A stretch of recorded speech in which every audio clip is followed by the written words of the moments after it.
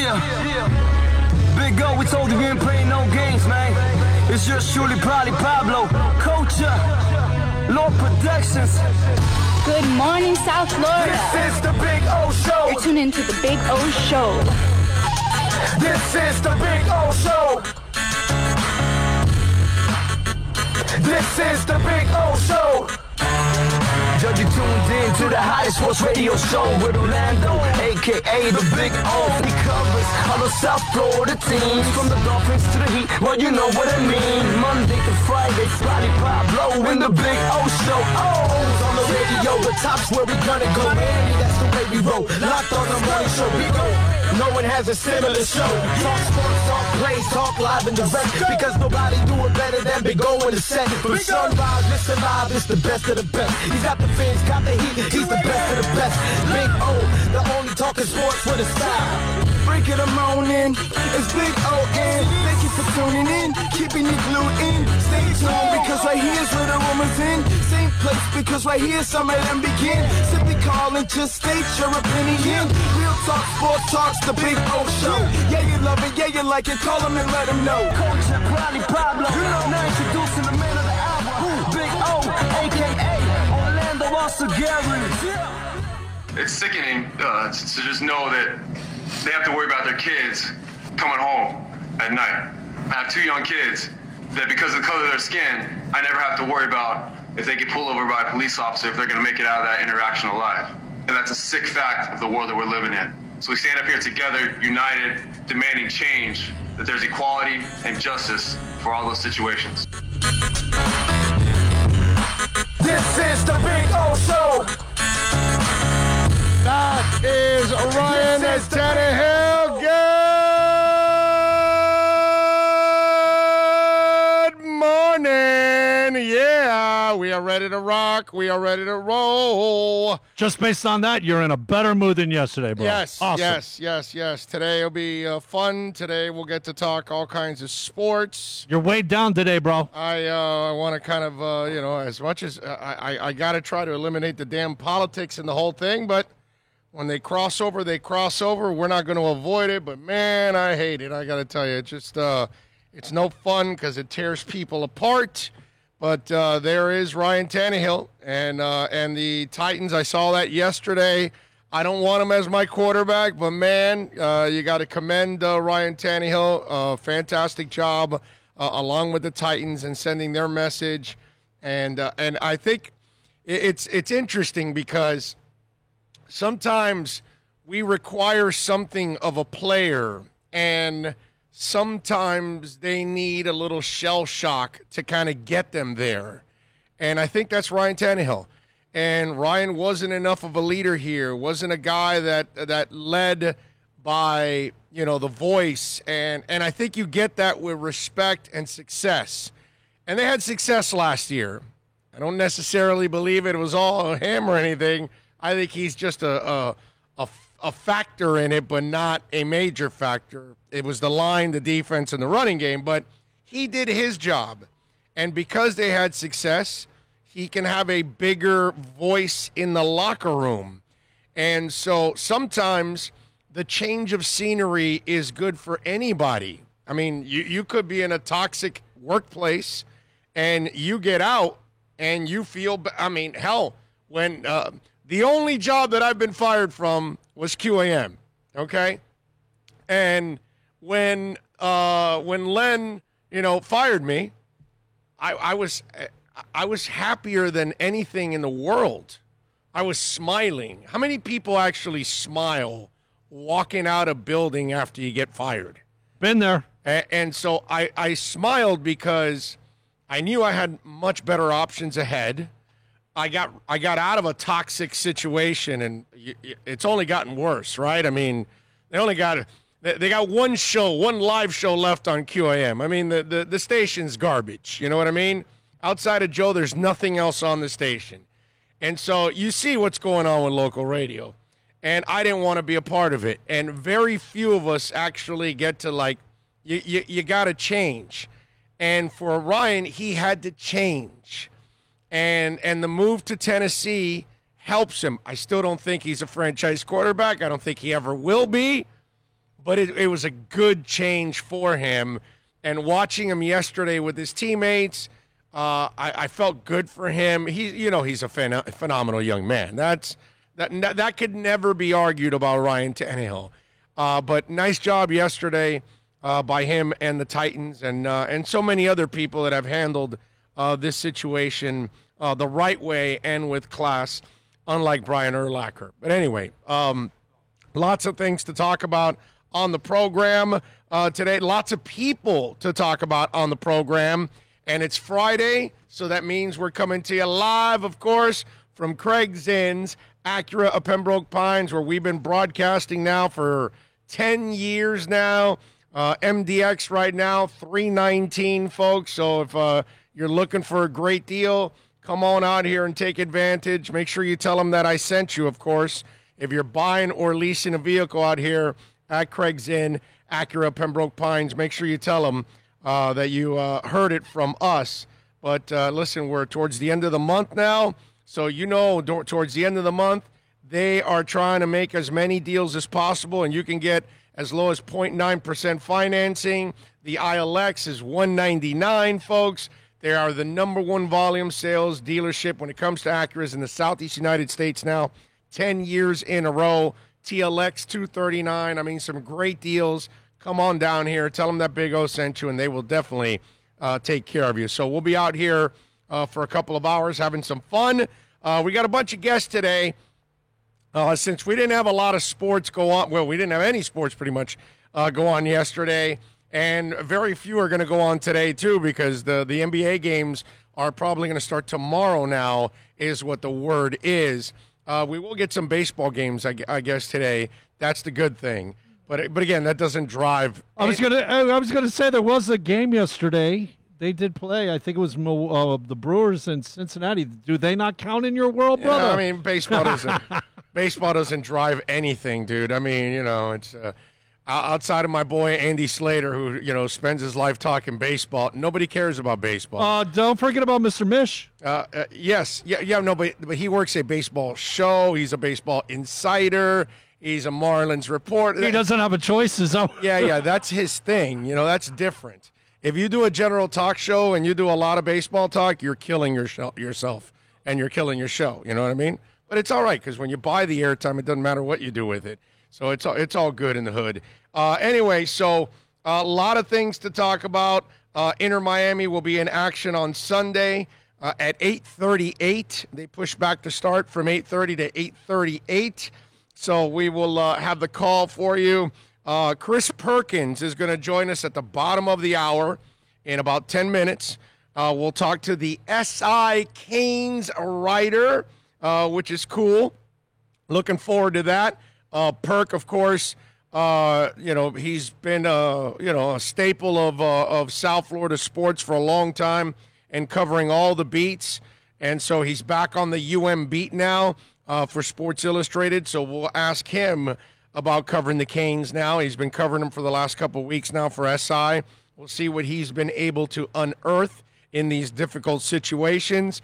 Our buddy Lee Sterling will stop by at noon from Paramount Sports. He'll give us his picks, some basketball, some NFL stuff we'll talk, a little UFC action, all kinds of things going on throughout the weekend. So Lee Sterling will opine on that stuff at noon. At 12:30, Sekou Smith, my buddy from NBA TV, is going to join us. Obviously, it's been a pretty heavy 48 hours in the NBA, and a lot of good stories out there, and what happened in the meeting yesterday and the night before, and how testy it got, with LeBron and company walking out, and I don't know how much was it drama or not, but I will give them credit that they were willing to end the season, which would have ended their chances, or LeBron's chance, at another title.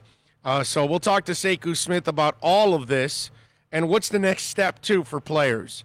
Because I talked about what could be the next step and how you try to force the change that is needed in this country in a desperate way to, actually treat people equally.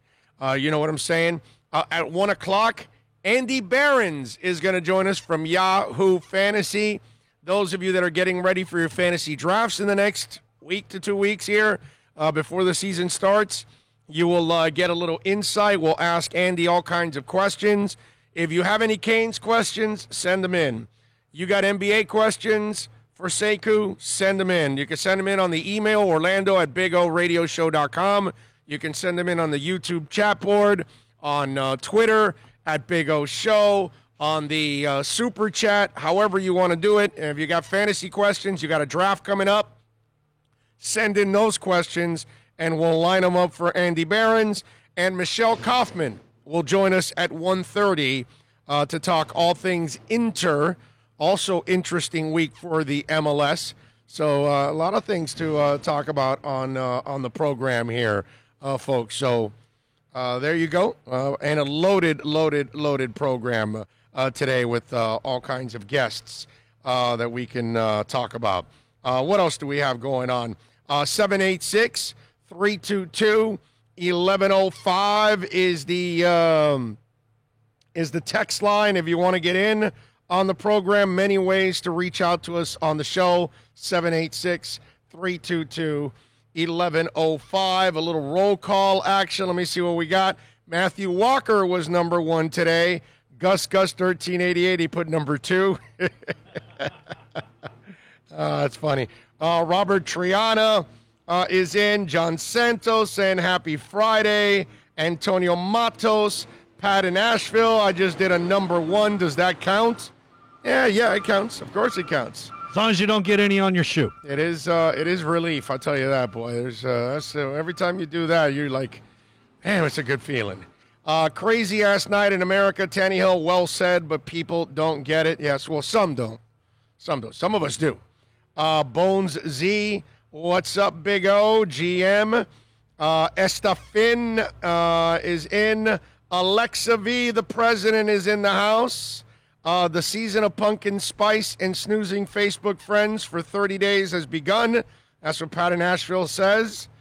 What else do we have here on the chat board? That is Clifton Wellman is saying hi to everybody. Pipeman Slim, Herman Cueva, Omar Lopez, John Rouse in the house. He says, sit down, Bill. You won't get any on your shoe. There you go. And it's quieter, too. Right? Yeah. Thanks, John. Yeah. Well, I mean, sometimes sometimes you do want to sit because strategically there are times where I'm sitting. I will admit. Because hey, when you got to go, you do what you got to do. Well, yeah, no, definitely. But I'm saying when you got people sleeping or something like that, and you want to make less noise. The incognito pee? Is that what you're talking about? Yeah, you kind of sit, and hit the sides of the bowl, and that way there's not the big splash, and you know what I'm saying? So maybe it's a little too much information at 11:24 in the morning, but I'm just saying, those moments, hotels are small, everybody can hear. You know what I hate in the hotel? Or I don't know if you've rigged it in your house this way, too. It's bad. Okay, so you got the extractor, right? The second you turn on the light, the extractor also goes on. It's better when you have the 2 switches, one for the extractor, one for the light, because the extractor starts waking people up because that thing turns on. It's like... Oh, you're talking about the fan. Yeah, the fan. Yeah. Isn't that what it's called? Because it's extracting the smell? That's what it is. Well, it's the fan usually. Like when you go in those hotel rooms that have the extractor and the light together, what a pain in the ass that is. Because you're like, oh, damn it, man, I'm going to wake her up. You know what I mean? It's like, it sucks, dude. It just, it's terrible. Matthew says, I hear what you're saying. Oh, I don't even like the sound of myself using the restroom, let alone someone else. Exactly. Because when you wake up in the middle of the night to go, you're like an exploding fire hydrant at that point. Because it's not like you never go to the bathroom the first moment you feel like you go to the bathroom. You know what it is? You kind of hold on. Oh, man, I don't want to get up now. And you lie there for another 15, 20, 30 minutes, half hour, an hour. And by then, you're Mount St. Helens. You know, you're just like, the second you get to the toilet, that thing comes out like you can turn off any fire any 4-alarm fire out there in the world, you can turn off like in 2 seconds. You're bringing your own hose. Yes, with the power of that, you know what I mean? And then that wakes the hell up out of people. Right? So sometimes you got to do the sitting stealth stuff so you kind of make less noise. You know? Just saying, just trying to pass on, you know, being a little considerate to the biggest thing is others out there. The biggest thing is depends on how powerful the nightlight is. Your eyes are not working, and it's like, oh yeah, man, I don't know if I'm hitting the seat. You know, and you banged your toe on the way. The thing for me, like, look, because of growing up, obviously in the household with 3 sisters and a mom. For women, me and my dad, like the seat's always up. It doesn't matter to this day. It's just practice, you know. You have 2 women in the house. I'm sure you never leave the seat up. You know, it's always down, just in case. So, you know, there is that advantage. Like, you know, in the middle of the night, you don't have to worry about all that. Just put your ass on it and let's go. Get done. And thank the Lord, I've got the kind of seats that you like hit and then they slowly go down. I don't have to like guide it down because then blah. You know what I'm saying? It just slams in the middle of the night. Good morning, everybody. Hey, you woke everybody up. So those are also very important that you get the seats that actually go down slowly. You know what I mean? So that's why when I'm done, I just hit them. I just tap them, and then they start going down on their own. But by the time I'm like in my bed, snuggled back up again, those things are like tapping in at that point. So it's perfect for the wife. You know what I mean? My daughter doesn't use the same bathroom. She has her own bathroom. But you know, at least for the wife. Although there are those moments, you have to admit as a husband, okay, it's kind of an SOB move on my part. But the times you do forget it, and then in the middle of the night, the woman comes to use the bathroom, and she almost falls into the toilet because she did not see that the seat was down. The seat was not down, and so she sat on the thinner, wider one. You know what I'm saying? Hey, why didn't you lower it? I almost fell in the toilet. Oh, I'm sorry, honey. And then, you know, and then as she looks away, you're laughing your ass off. You know what I'm saying? You only got to do that a couple times. That's why, like me, dude, it's just trained, like for, you know, whatever it was, 18, 20 years living. Man, you only got to get your butt chewed a couple times and you never forget it again. You never, but still. Sometimes, we're not perfect. It's going to happen, bro. You know, I've been with the same woman for 30 years. There's no way you're going to have a 30-year streak of doing everything right. Hells to the no. So there are those moments that you did forget to lower it, and then she came in the middle of the night and sat down. Hopefully she has her life preserver on if she, you know. Anybody that's ever sat down, it's cold, it's wider, it throws you off. I mean, it's just one of those. You know what, man? We're already up on getting Chris Perkins on, All right, bro. let's do that. Let's take a quick break. Chris Perkins, we talk a little Canes next.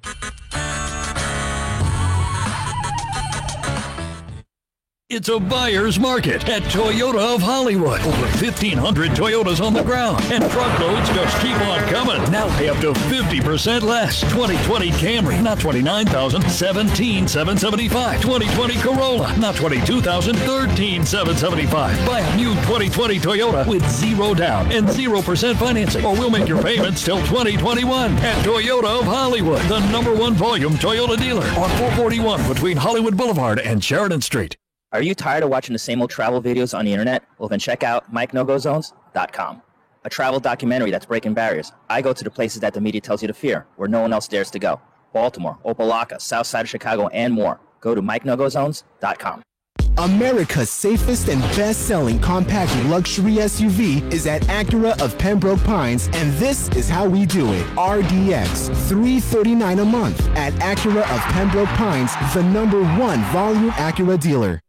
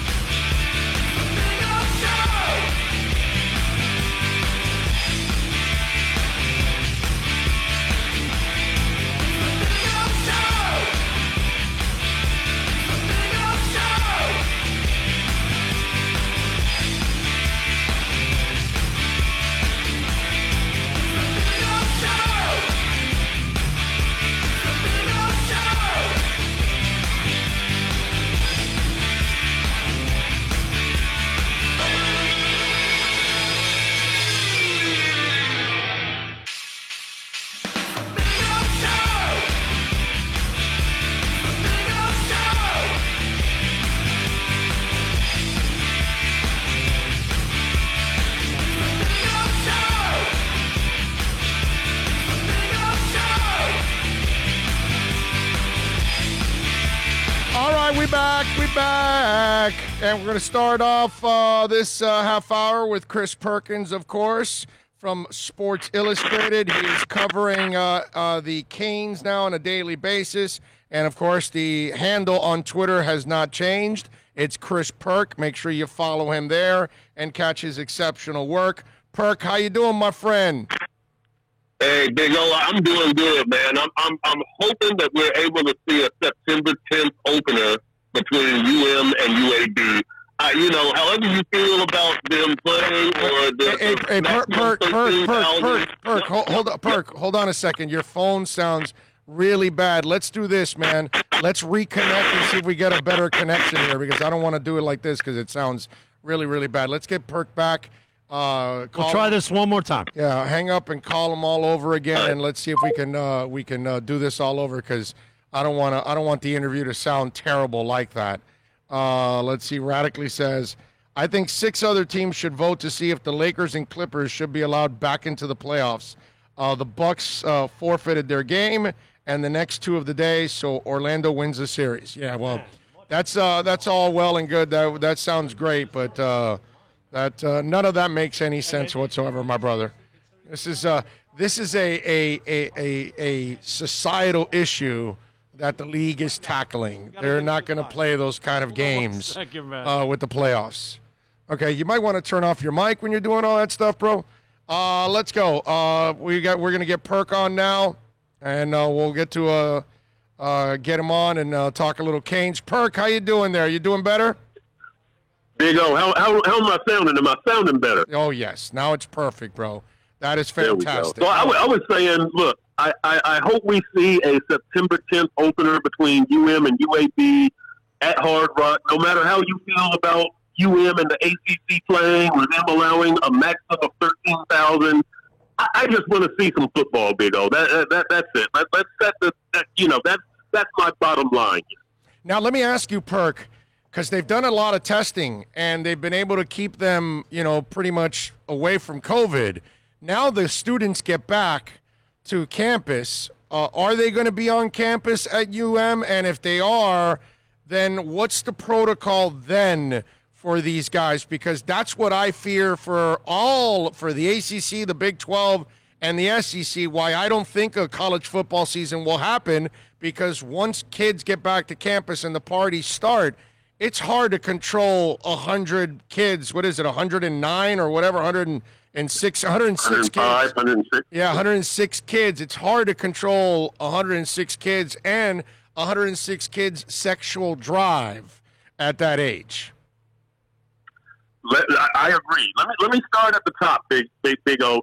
I would favor, and I wrote this. I wrote this on SI.com saying that I'm okay with UM allowing 13,000 at Hard Rock. Here's how I feel. I would favor a 1-month lockdown. Just everybody stay your butt indoors. It doesn't appear that that's going to happen.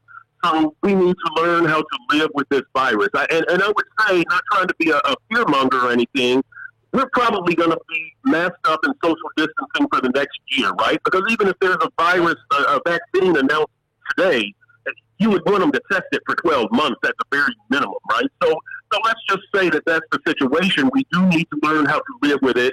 A maximum of 13,000, 20% capacity at Hard Rock is responsible and reasonable to me.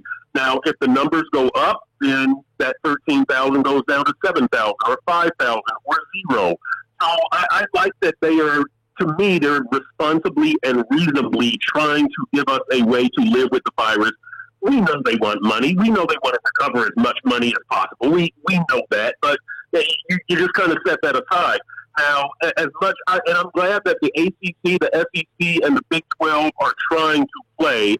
I think the Big 10 and the Pac-12 pulled the plug too early.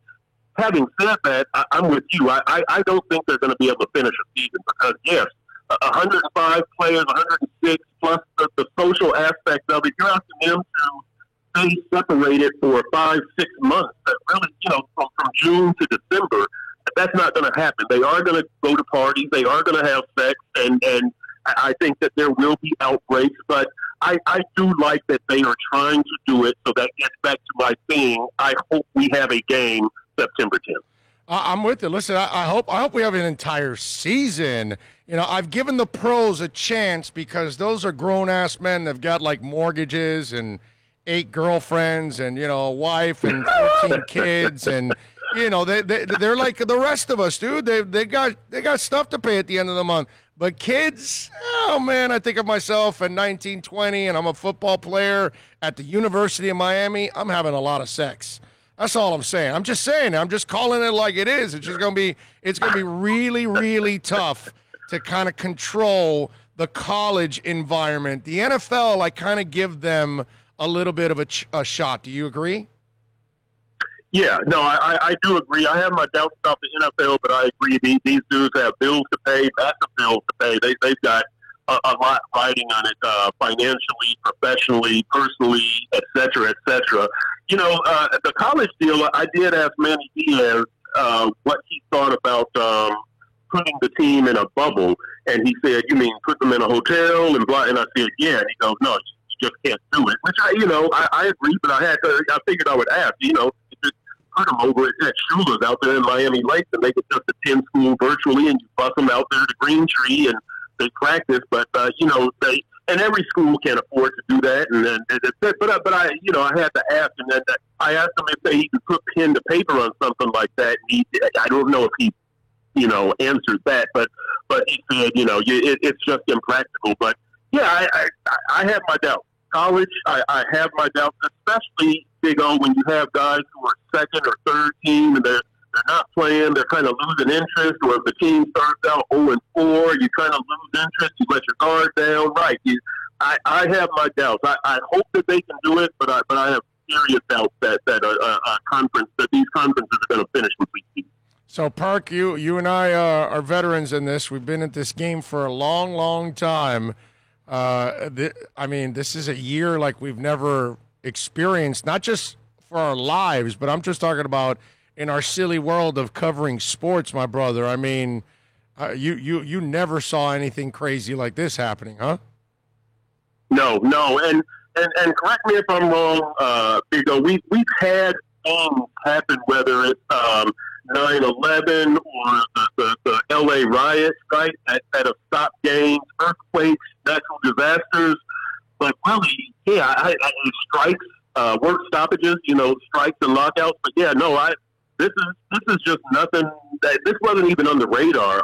Some of that other stuff, even a natural disaster or an earthquake, the riot you couldn't have predicted. But yeah, some of that other stuff, the labor, sure, you could kind of see it coming, whatever. But this, a virus, I mean, and in times of the social injustice, Black Lives Matter movement. I mean, this is wow. That's all I can say. Wow, nobody was equipped. Nobody saw all of these things.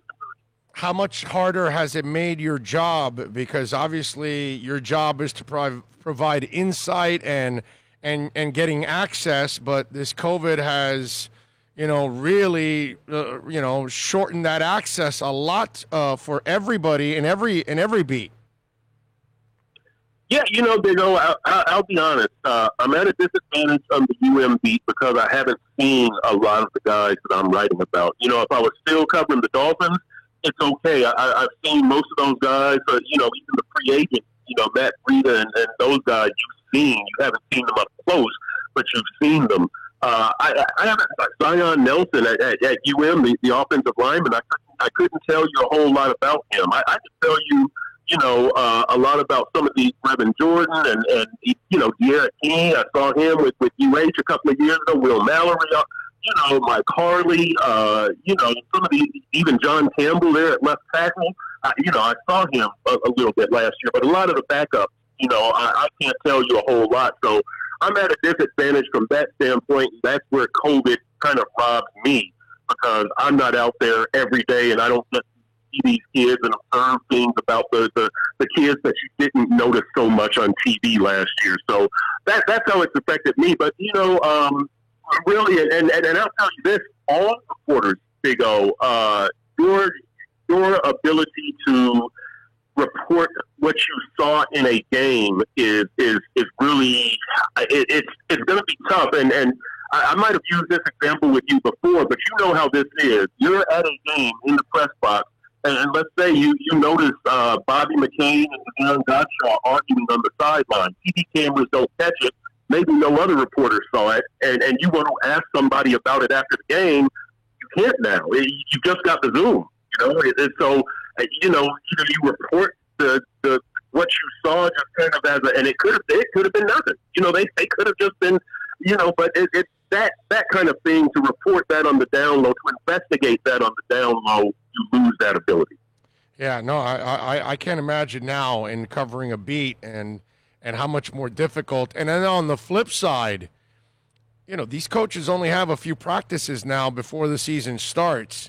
This is going to be a mission for Brian Flores and for the guy you're covering now in Manny Diaz. And this is a really important year for Manny Diaz because, he and his team look completely unprepared week in and week out practically last year. He's got to kind of show people that, no, that's not who we are, and we are going to be competent. We are going to be prepared week in and week out.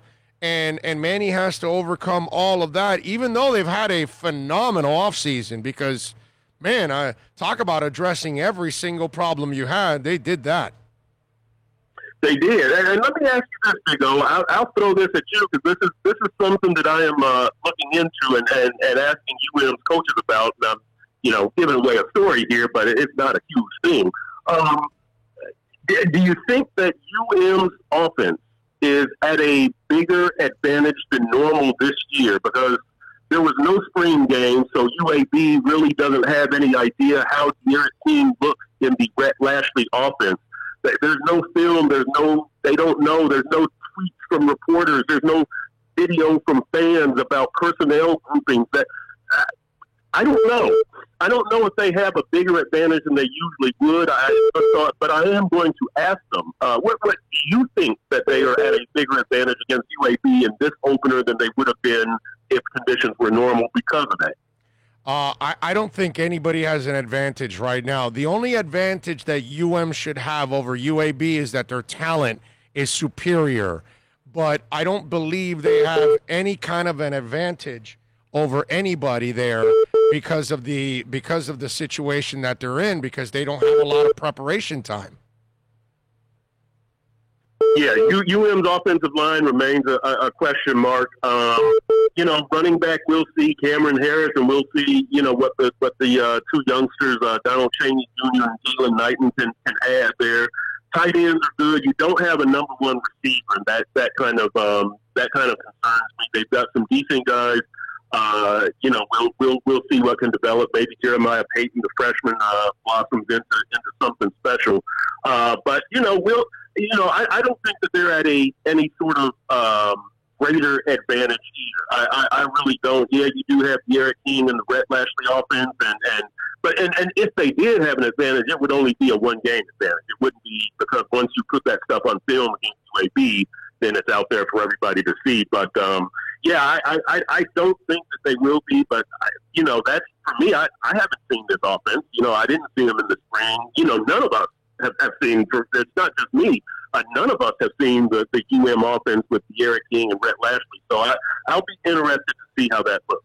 Yeah, I mean, listen, this is just like potluck, everything. It's just a big old jack-in-the-box, dude. None of us know what the hell we're going to get from all of this.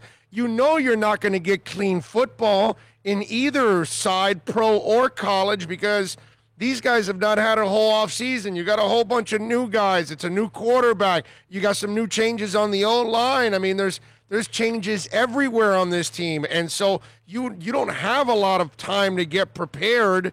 And to me, that's the part that's going to be a real challenge. It's almost like maybe you're better off. The teams that have the most experience on college rosters are the teams that are probably going to be better prepared for the beginning of the season. But if you're a team that's got a ton of changes, dude, from coordinators down to players, it's going to be a really rough start for most of these teams, I believe. Yeah, and the one thing, I don't compare apples to oranges here, Big O, but you remember also when the Dolphins kept trying to insert that up-tempo offense, and it just didn't work with Ryan Tannehill out there and the coordinators that they had out there. It just didn't work, and it's a tough thing to get down when you line of scrimmage recognition and getting to the line of scrimmage early, and getting lined up, and the offensive linemen getting there, and everybody recognize it's different. If you haven't done it, it's different. And that first year is really going to be tough. And that's one of the things. I mean, Bill Lazor tried it here with the Dolphins, and it was a tough thing for those NFL guys to grasp in one off season. And like you say, yeah, UM haven't been out there drilling it. They see it in theory, right, on film and in the classroom, and a few walkthroughs, 4 spring practices, and however many they've had this fall, maybe 7, 8, something like that. But yeah, there's going to be some ragged looks. Now, D'Eriq King is a quarterback who can cover some of that, but eventually, you've got some big games coming up first part of the season, Louisville, Florida State, Clemson. You've got to have those things cleaned up on an individual basis. D'Eriq King can't cover you all season, especially early, so that will be something that I'll be eyeing very close. So, Perk, what are you hearing about the practices? Where are they having success? Where are they struggling? What have you been able to unearth? Well, it's actually kind of been as Manny Diaz has been saying out there.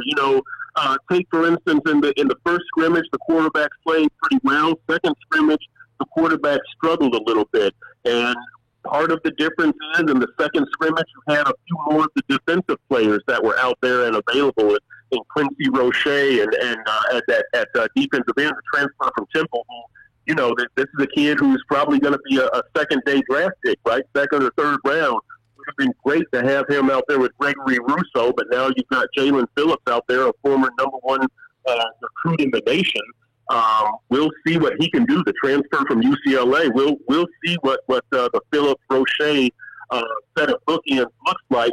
It seems like they did get to the quarterbacks at UM, not just D'Eriq King in that second scrimmage, but N'Kosi Perry, Tyler Van Dyke, Tate Martell, all of them. So it's going to be interesting. The running backs the freshman had success in the first scrimmage. Not so much in the second scrimmage, and you would have to hope that, again, it's those defensive players. So, from what I've heard, that it's an improved team. Look, we're the starting point is a 6-7 squad that finished the season losing to FIU, Duke, and La Tech. So I don't think anybody is predicting a 10-win season. I right now, if I had to guess, 7 wins.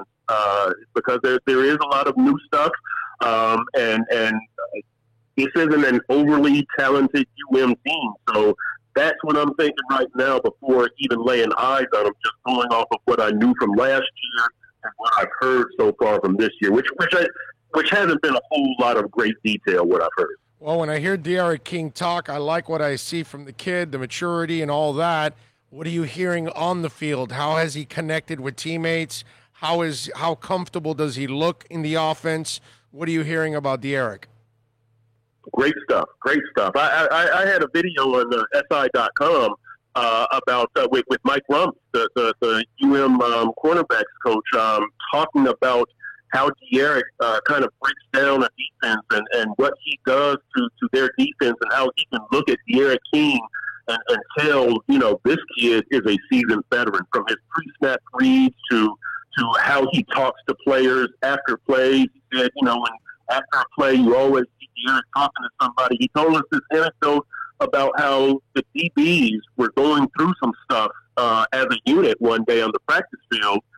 And he was, and he was telling the DBs in the meeting, did you notice somebody looking at us? And D'Eriq King was on the sideline looking at Rump and the defensive coaches talk to the secondary and how they move.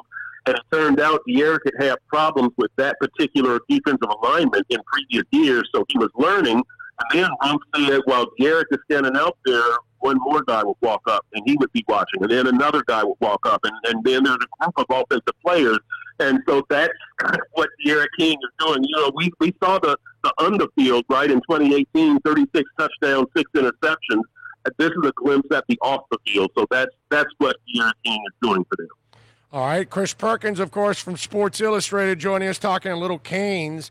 And Perk, the 13,000 fans, did they tell you how they're going to distribute those tickets? Is it a lottery based on their season tickets? Is it tenure of people that have been there? Will they allow some of those tickets to be sold to the public? How are they handling those 13,000 seats? You know, I'm not exactly sure on how those tickets are going to be distributed. I know that some of the, you know, obviously some of the prominent boosters are going to get priority, but, you know, they're going to have to let some students in. I don't think that they actually broke down the exact distribution. And maybe you can't until you know that you're going to have 13,000 right. people. I don't know. But, yeah, there was no exact breakdown of that. Okay, because I'm interested in knowing how the hell they're going to end up doing that, dude. The Jacob Blake. I know. Go ahead. I'm sorry. No, I know that they said that some fans, if you don't go to these games, you do have the option of getting a refund or rolling this over to 2021 season tickets. But I don't know exactly how the breakdown will be done. All right, so the Jacob Blake shooting, how are they handling all of that? Because obviously there's a lot of young black men on that team, and you, Perk, I would imagine. How do you feel after watching that video? How disgusted are you by everything that's going on? Yeah, it's just more of the same, you know, and that's the frustrating thing. But I will say this: I do think that something substantive will come of this. I'm saying that this whole the whole Black Lives Matter movement and what's been going on here the last few years, really. I guess if you start with Ferguson, Missouri, right? Yeah. The last few years, I hope that there's going to be a big change. I don't know that will happen, but there will be change. There's definitely more awareness. And I think that the awareness is partially because this message is being delivered in an intelligent way by intelligent athletes, LeBron James, Kenny Stills, everybody. Everybody who's kneeling. This isn't a bunch of guys out there raging and ranting and shaking their fists and using four-letter words. This is intelligent talk. This is intelligent action. This is evidence on video, and this is being conveyed in a way that everybody can understand and see it. So I think that that's a big difference. As far as that's how I feel about it, and that's the good thing about what's going on right now. We have not had a chance to talk to the players in the last couple of days, so we haven't they haven't had any access. We do the Zoom press conferences like everybody else is doing around the nation, college and pros. No face-to-face stuff, but we have not asked them about that. So I'm sure we will. I think our next access is due tomorrow, I believe. What do you got working on SI so Canes fans can check you out, my brother?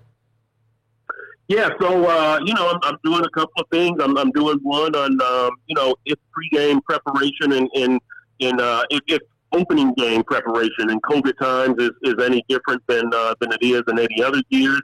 Doing something for tomorrow also on the communication aspect of playing the safety position and what Ephraim Banda has to say about it. The co-defensive coordinator and safety coach also did to Amari Carter and Gervin Hall about it. And it's fascinating. I'm going to post some video later on this afternoon, but just fascinating what Banda was saying about, why communication is so important and the pre-snap reads and how that really starts in the film room and not right there at the game when you're lined up.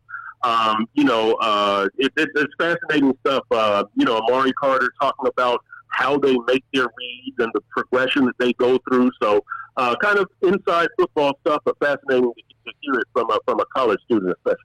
Follow him on Twitter at Chris Perk and catch his exceptional work there at SI.com. Perk, it's great to have you back, my brother.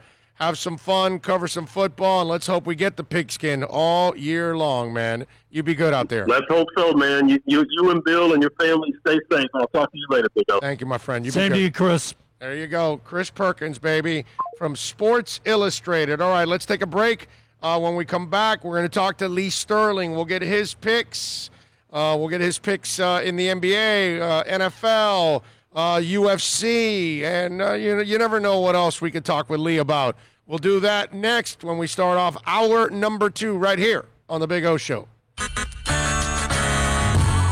It's a buyer's market at Toyota of Hollywood. Over 1,500 Toyotas on the ground, and truckloads just keep on coming. Now pay up to 50% less. 2020 Camry, not $29,000, $17,775. 2020 Corolla, not $22,000, $13,775. Buy a new 2020 Toyota with 0 down and 0% financing, or we'll make your payments till 2021 at Toyota of Hollywood, the #1 volume Toyota dealer on 441 between Hollywood Boulevard and Sheridan Street. Are you tired of watching the same old travel videos on the internet? Well, then check out MikeNoGoZones.com, a travel documentary that's breaking barriers. I go to the places that the media tells you to fear, where no one else dares to go. Baltimore, Opelika, South Side of Chicago, and more. Go to MikeNoGoZones.com. America's safest and best-selling compact luxury SUV is at Acura of Pembroke Pines, and this is how we do it. RDX, $339 a month at Acura of Pembroke Pines, the #1 volume Acura dealer.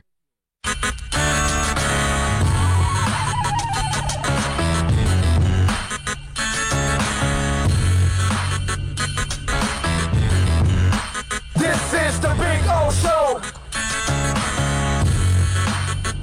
This is the Big O Show.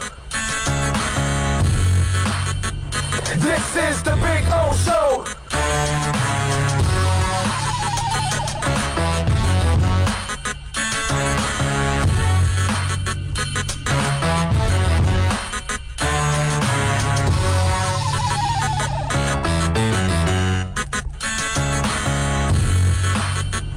This is the Big O Show.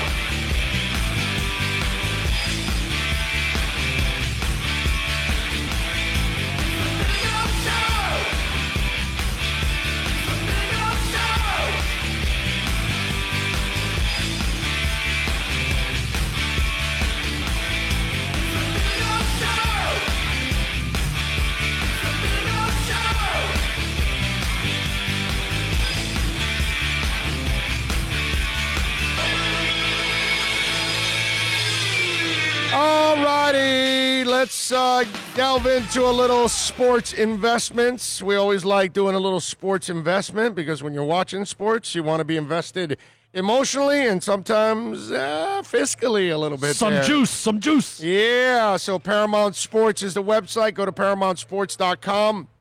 Follow my man Lee Sterling on Twitter at Paramount Sports. Let's bring him aboard. Lee, good afternoon, sir. How are you doing, my friend?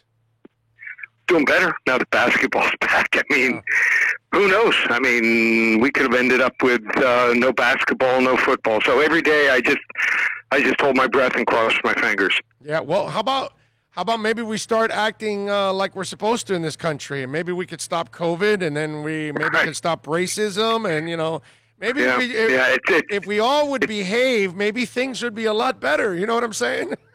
It's so sad. I mean, how this country is divided now. I don't want to get political at all, but it's sad. I see posts that I don't post anything on social media, but it's sad. It's dividing a lot of people. It's dividing our country, and I just think that sports, especially football, is what the country needs. I think we need.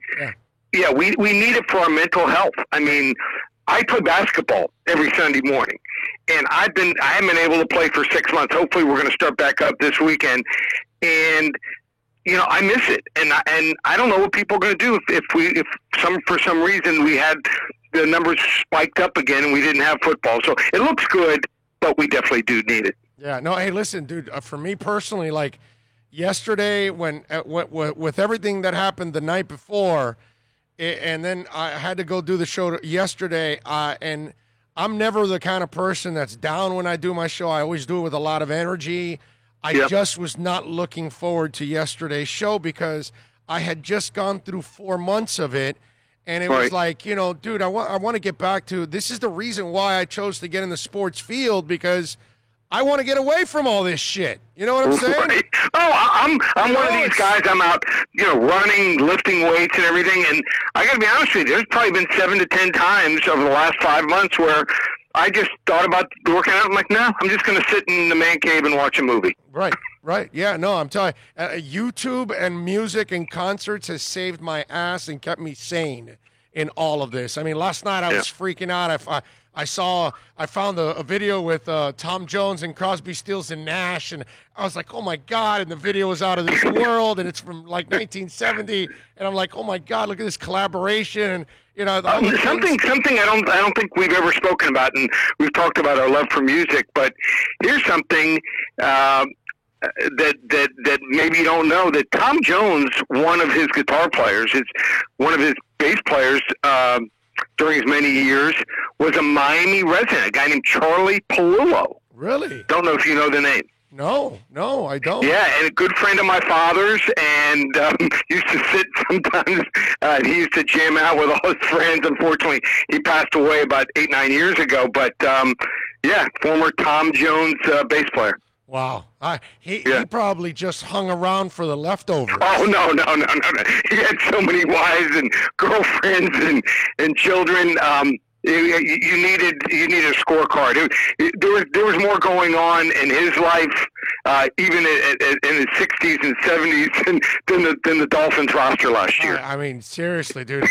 Imagine being Tom Jones. I mean, come on, dude. You look that good, and then you sing like, forget about it, like one of the greatest voices of all time. I was sitting there last night watching this, and I turned to my wife and I go, this guy must have had 500 women lined up to bang him every night after every concert. I don't know how that guy ever got home with his clothes on.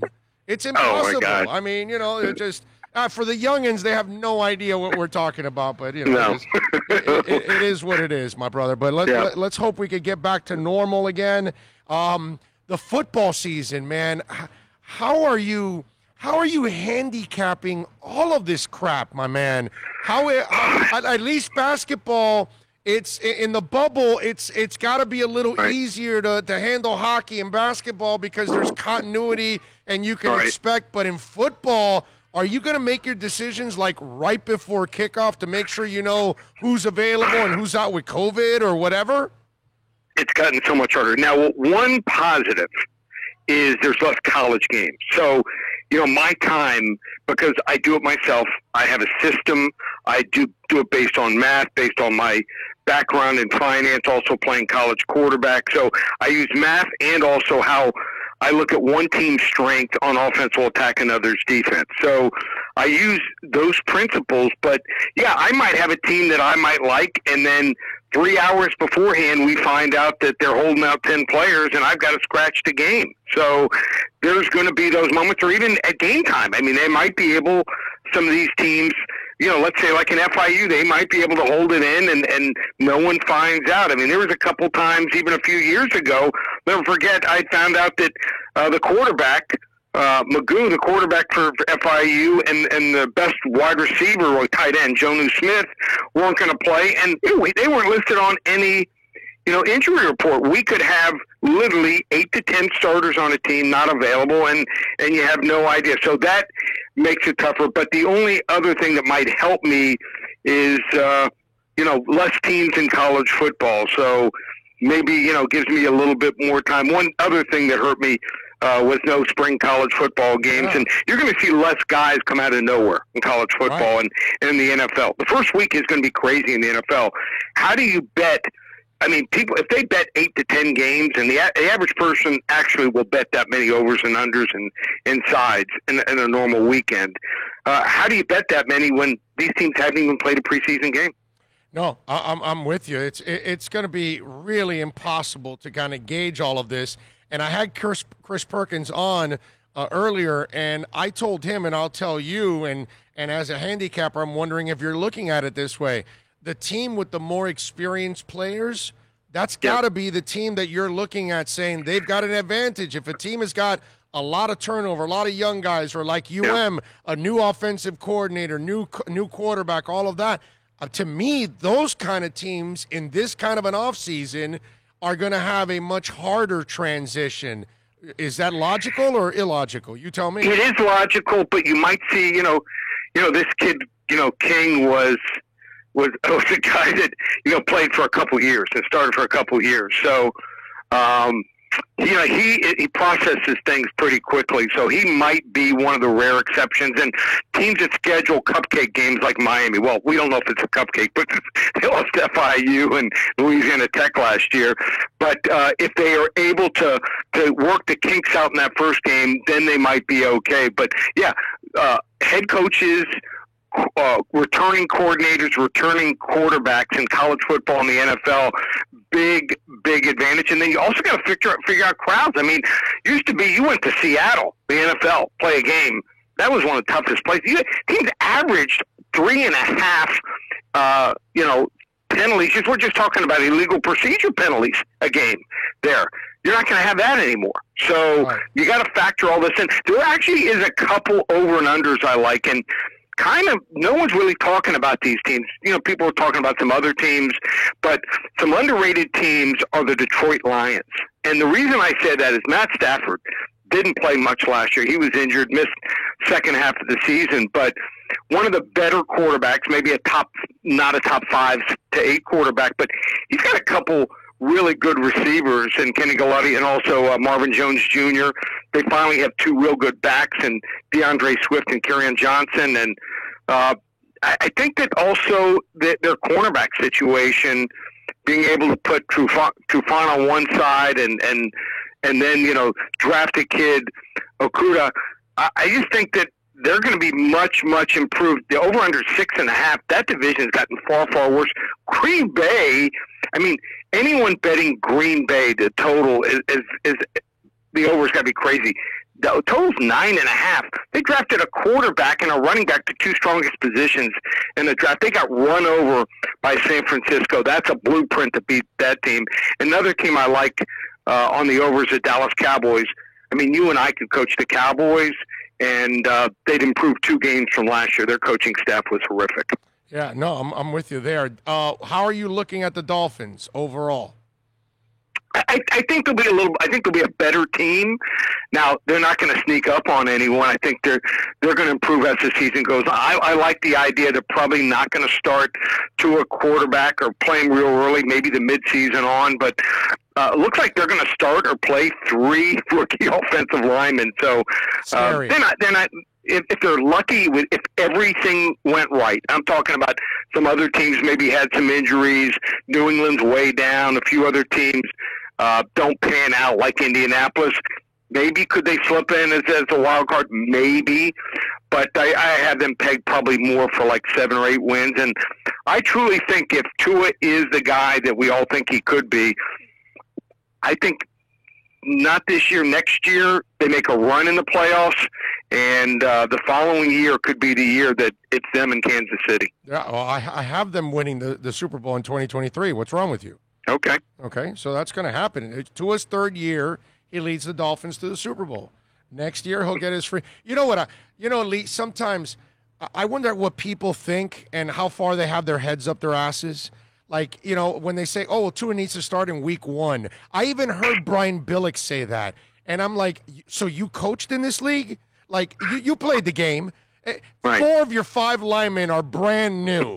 3 of them are freaking rookies. The kid's coming off a hip injury and surgery from November. It's not even a year. How can anybody think that putting a rookie who has had no offseason and is recovering from a hip injury and in 14 practices or 15 or whatever the hell they have to prepare, you would put him out in week 1? That would be the most irresponsible. In fact, you should fire Brian Flores right on the spot if he ever did something. Does it freak you out when people say, because you played the game, you played quarterback. Can you imagine throwing Tua after this offseason in week 1 out there? it's almost beyond belief what you hear sometimes from people say, let's trade, our third string safety and our third string receiver to get an all-pro receiver. Right. Right. You hear questions like that. Now, I do think that there was one loss that people are understating some. It's Albert Wilson not coming back. The difference between him and the next guy in the slot could be considerable. When he was healthy a couple of years ago, he was really good. Yeah. And I just don't think they have someone there. I think they're going to have to flex out Gesicki, put him out in the slot and on third down situations, do some things with him and maybe some other people. I think that might be the biggest weakness on the team right now besides the offensive line. Yeah, no, definitely. I mean, now, I will say this. I think Flores proved to us last year that he's better suited to handle a season like this than most coaches because he just went through a season like this last year where he was constantly changing people from week to week. And while he was doing it, his franchise got better and better every single week, which, by the way, is just absolutely amazing what he did last year. I actually think Flores has a little bit of an advantage in chaos right now because he kind of showed us last year that he can handle chaos. Yeah, I mean, he really has done an incredible job. I mean, the first 3 or 4 weeks, you listen to players talking, and they didn't even know the names of guys that were lining up next to him. Right. It was that bad going on. And, I mean, they first game, I think the score was 59-10 against Baltimore. It could have been 80-10. Yeah. It was that bad. It was terrible. So, I mean, it just shows you how far that they've come, and they got all these draft choices. And then also, if you listen to guys being interviewed now, they're buying in. They are buying in. There's no one complaining. And I think that they're taking it as a challenge, being able to sometimes play 2 or 3 different positions. I think when you mentally challenge guys, if they're good players and they're the right mindset, I think it makes a better player. So a smarter player, a guy that's challenged, I think is going to help your ball team a lot more. All right, who's the sleeper for you in the NFL? Well, I gave you 2. I gave you Detroit and I gave you Dallas. I'm going to give you a Week 1 game. Okay. And most people will not look at this game. So you have the Carolina Panthers. And you look at the Carolina Panthers and you go, oh, okay, this team is, certainly rebuilding. But you have a team that has a quarterback that we all know really well down here, Teddy Bridgewater. And he's one of these guys just keeps you in games. Usually he's not going to cost you a game. They play the Raiders the first game at home. And if you look at the Raiders, this is a team that I don't think much of their offense. I think that they make mistakes. They also silly penalties all the time. So I just like also their coaching staff. They bring a guy in, Brady from LSU, who I think is one of the best play callers I've seen. And I don't think the Raiders have any idea what to expect. So I think he might try a couple trick plays here. Not saying they're going to score a whole lot of points this year, be a great team, but in Week 1, I like Carolina plus a couple points against Oakland at home. All right, UFC we got this weekend, a little stuff in the Octagon. What do you got there in the Octagon? What do you like? Well, what they've been doing, they've been putting in some fighters some of these weeks that have no business fighting. So looking more at the known, what we know about fighters, and the co-main event and the main event. Co-main event, you have a guy named Robbie Lawler and Neil Magny. Both these guys been around here. And unless Lawler catches him in the first round, he kind of settles in, and Magny not a real power puncher. Sometimes you got to look at the total on a fight. I don't do this often, but I think the total is the best way to go. Over 2.5 rounds is like a 2-1 favorite. I see this going the distance. It's only 3 rounds here, so I like that. And then the other one here is Anthony Smith, a veteran, 33-15 record against Alexander Rakic. Rakic is 12-2, and I think he has a bright future, but it looks like they've been pushing these young guys maybe a little bit too early, and Anthony Smith is tough as nails. He's plus 220. I think he can catch Rakic here. I think it's only 3 rounds. I think that favors him here. I like Anthony Smith as plus 220. I think he's going to get the job done against Rakic as a real live underdog. Have you looked at anything in the NBA? Because it looks like they're going to kickstart it tomorrow. Well, the lines haven't come out yet, but I think Orlando's done. I think they packed it in. They probably had their backs back. Gordon left. Gordon left. Yeah, I know. I saw that. Yeah. He was hurt also. Right, so they're done.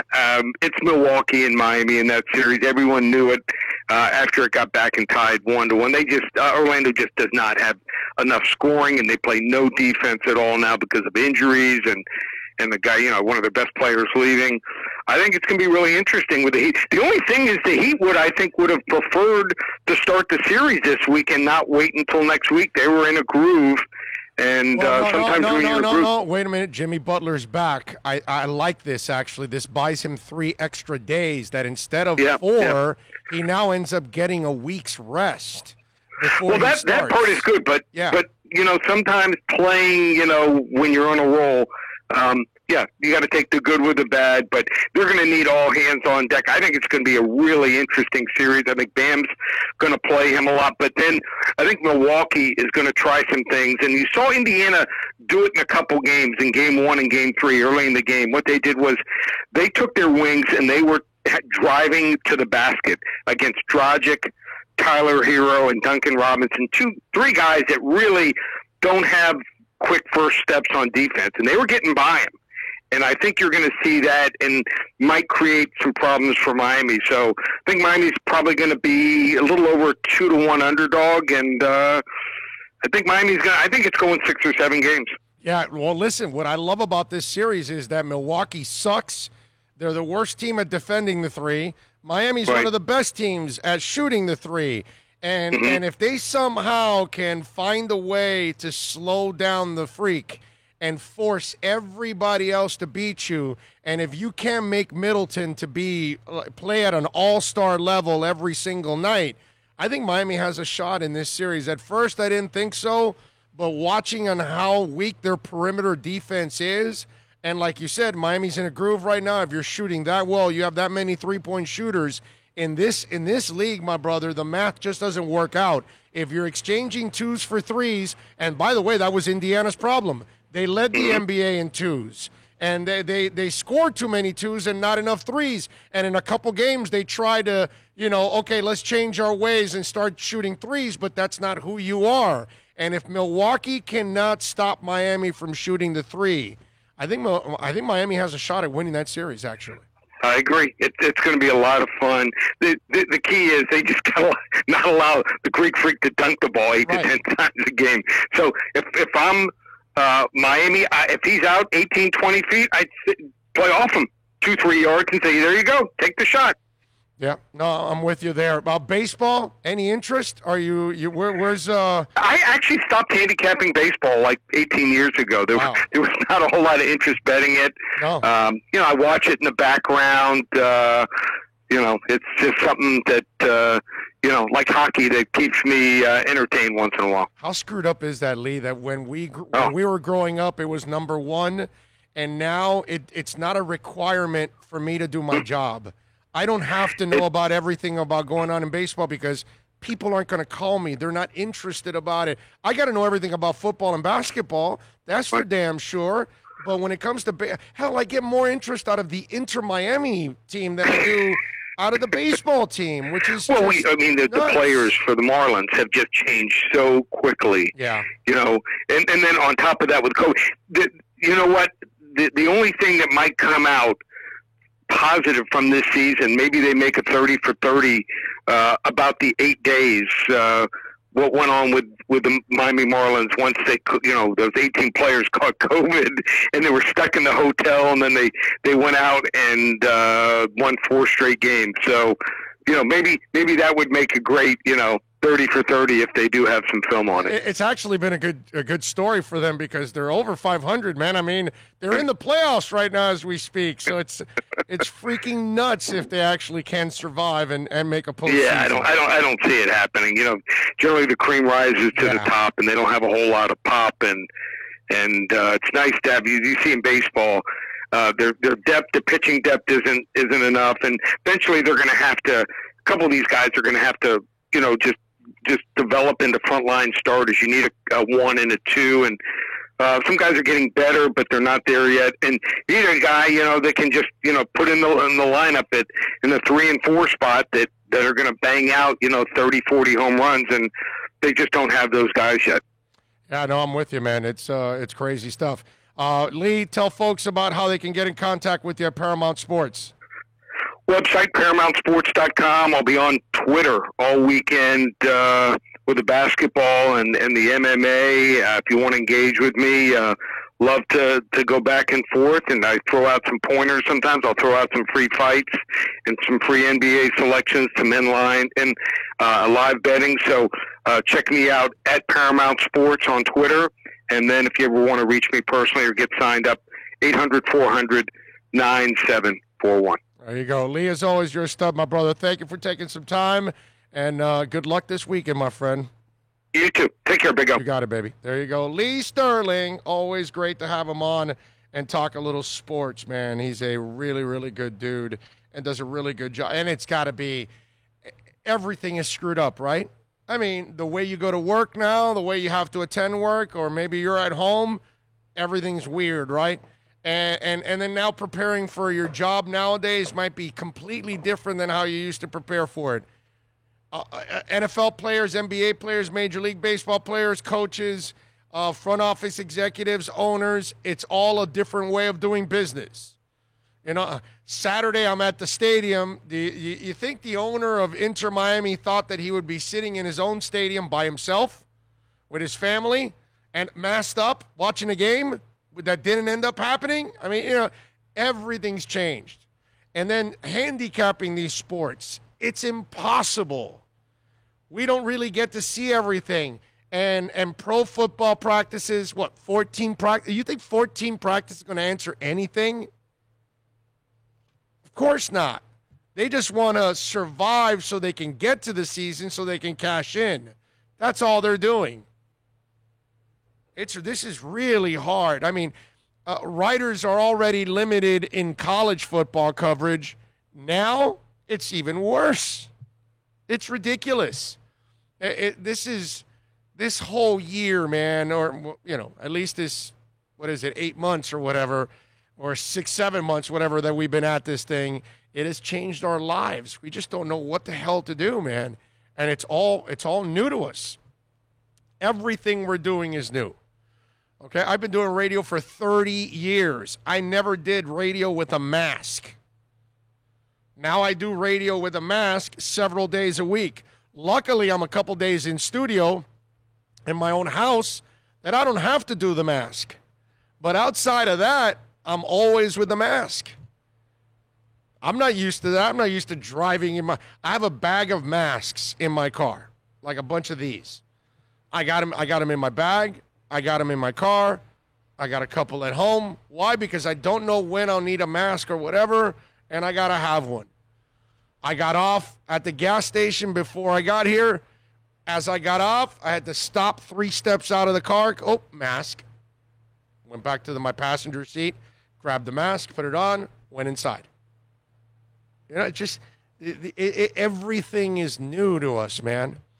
And it's really hard to adjust to all of this stuff. It's crazy, man. It really is. All right, 786-322-1105. If you want to get in on the program, that's 786-322-1105. If you want to get in on the show, the other way to reach out to us is on Twitter. That's at Big O Show. Follow us there, of course, because that, my friends, is a 24-hour talk show. By the way, you didn't send back anything on what I sent you yesterday. That Tom Jones cross, you probably didn't even watch it, right? Your slacking ass didn't even watch it. Actually, you ready?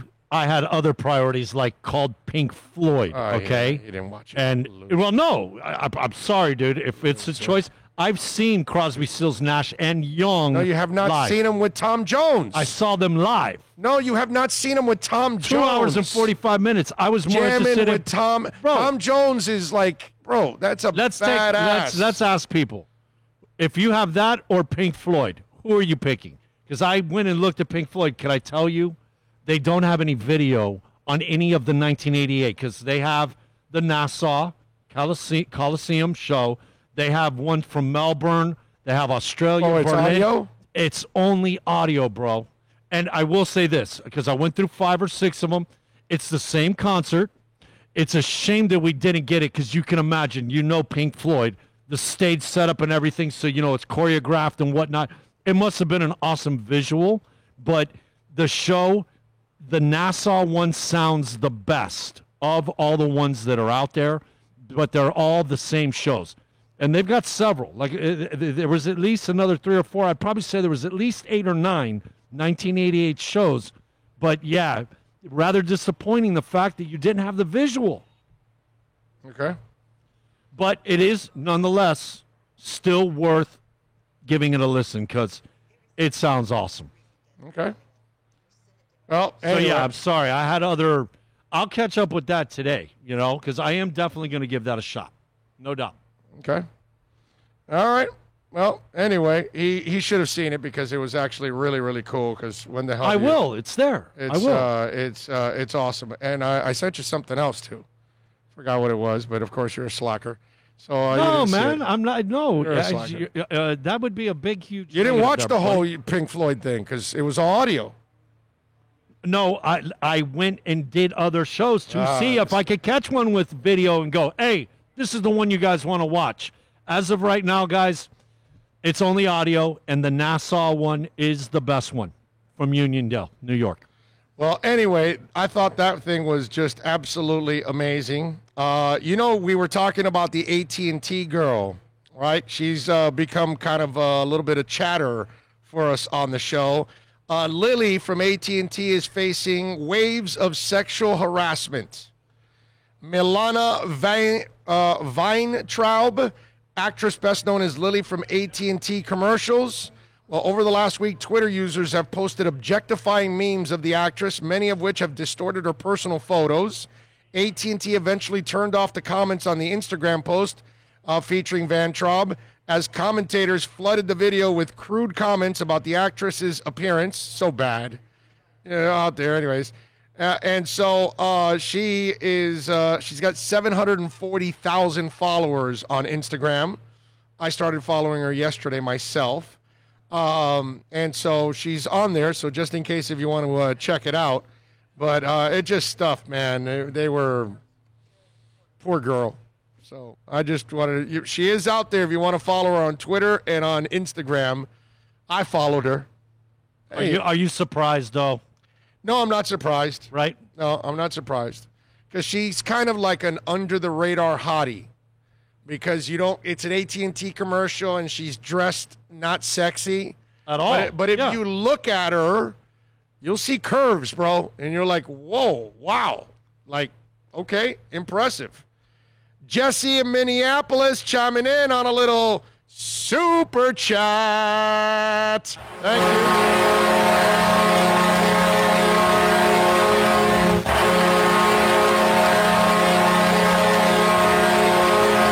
Thank you, Jesse. That's the first super chat of the day. Oh, I first heard our Dolphins fight song when Earl Campbell blew us up on Monday Night Football. What was it, 9-6 that day?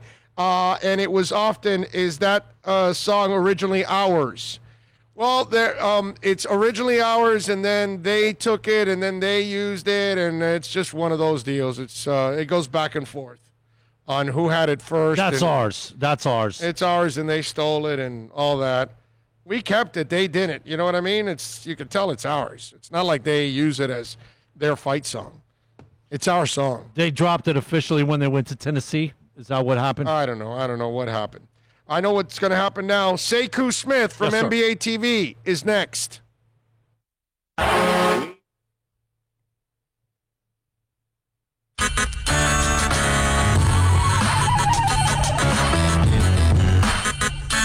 It's a buyer's market at Toyota of Hollywood. Over 1,500 Toyotas on the ground, and truckloads just keep on coming. Now pay up to 50% less. 2020 Camry, not $29,000, $17,775. 2020 Corolla, not $22,000, $13,775. Buy a new 2020 Toyota with 0 down and 0% financing, or we'll make your payments till 2021 at Toyota of Hollywood, the #1 volume Toyota dealer on 441 between Hollywood Boulevard and Sheridan Street. Are you tired of watching the same old travel videos on the internet? Well, then check out MikeNoGoZones.com, a travel documentary that's breaking barriers. I go to the places that the media tells you to fear, where no one else dares to go.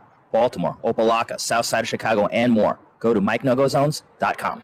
America's safest and best-selling compact luxury SUV is at Acura of Pembroke Pines, and this is how we do it. RDX, $339 a month at Acura of Pembroke Pines, the #1 volume Acura dealer.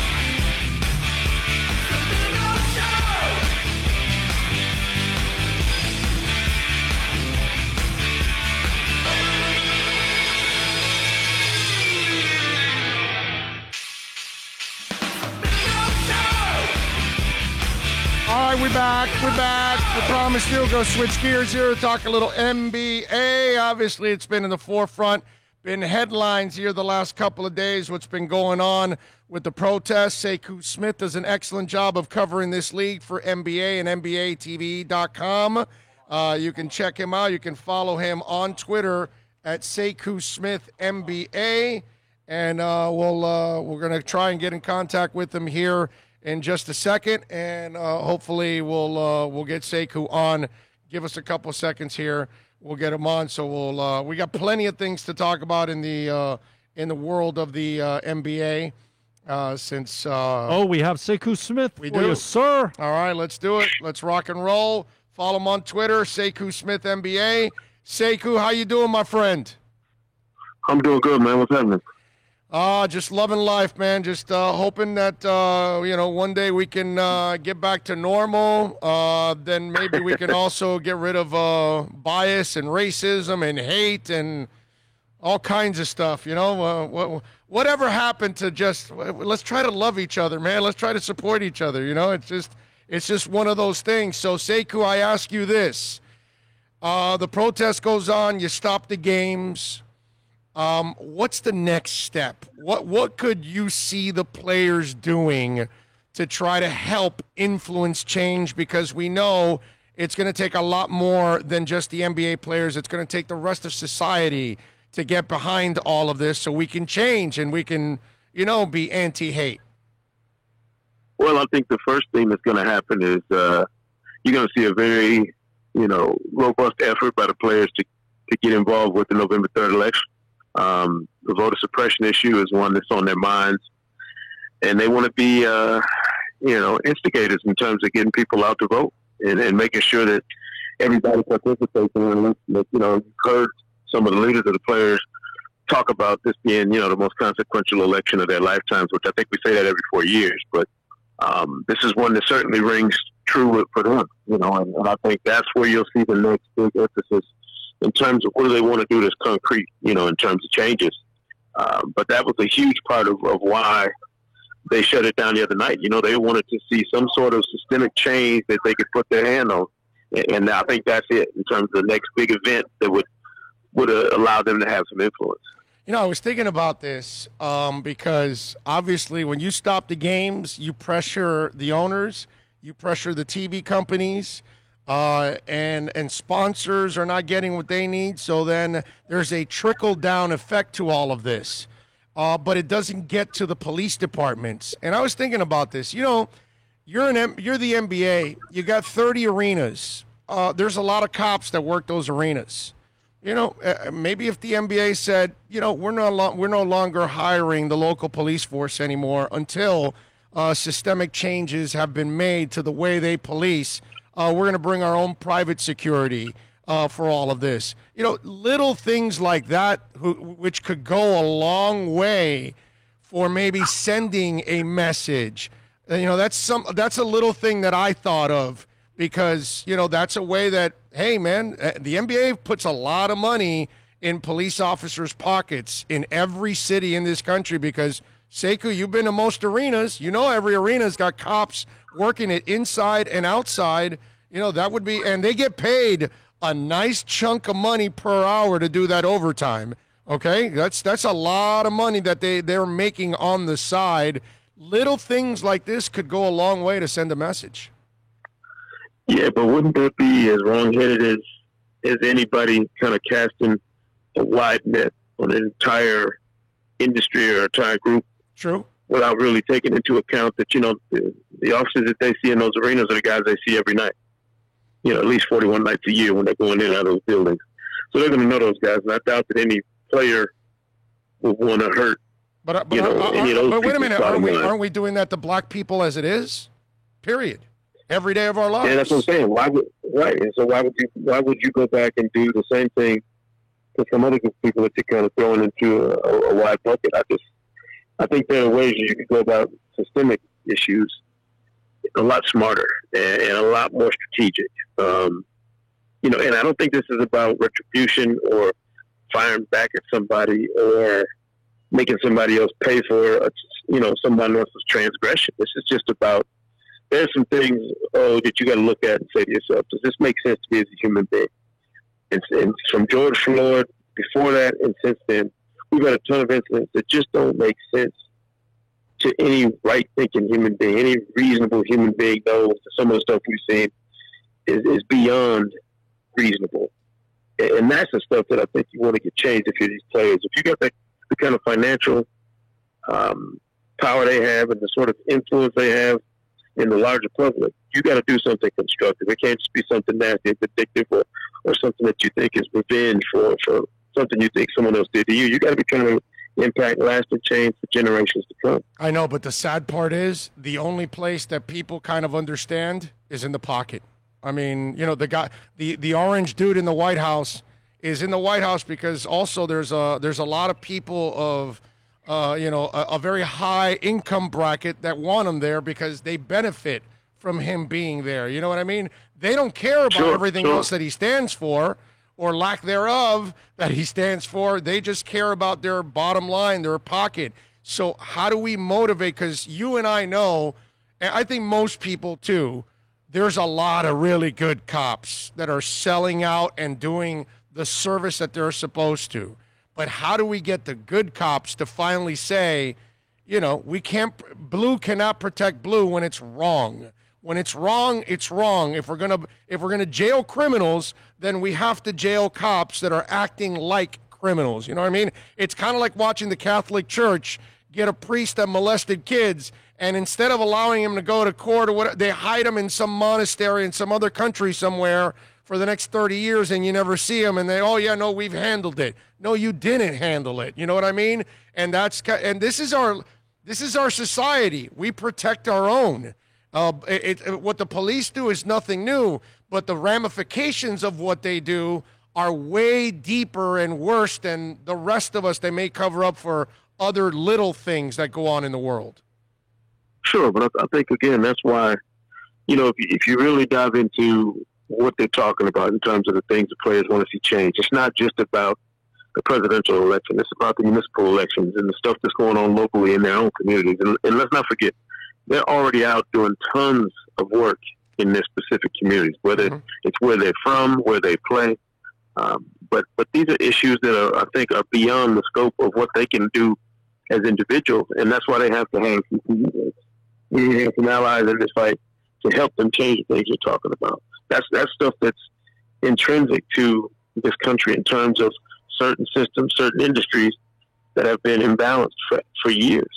Things that have been out of whack for a long time, that if they want to be a part of the change that happens, this is where they start. This is where you get on the ground level of it and start a movement and try and be, a proponent for whatever these changes are you want to see made.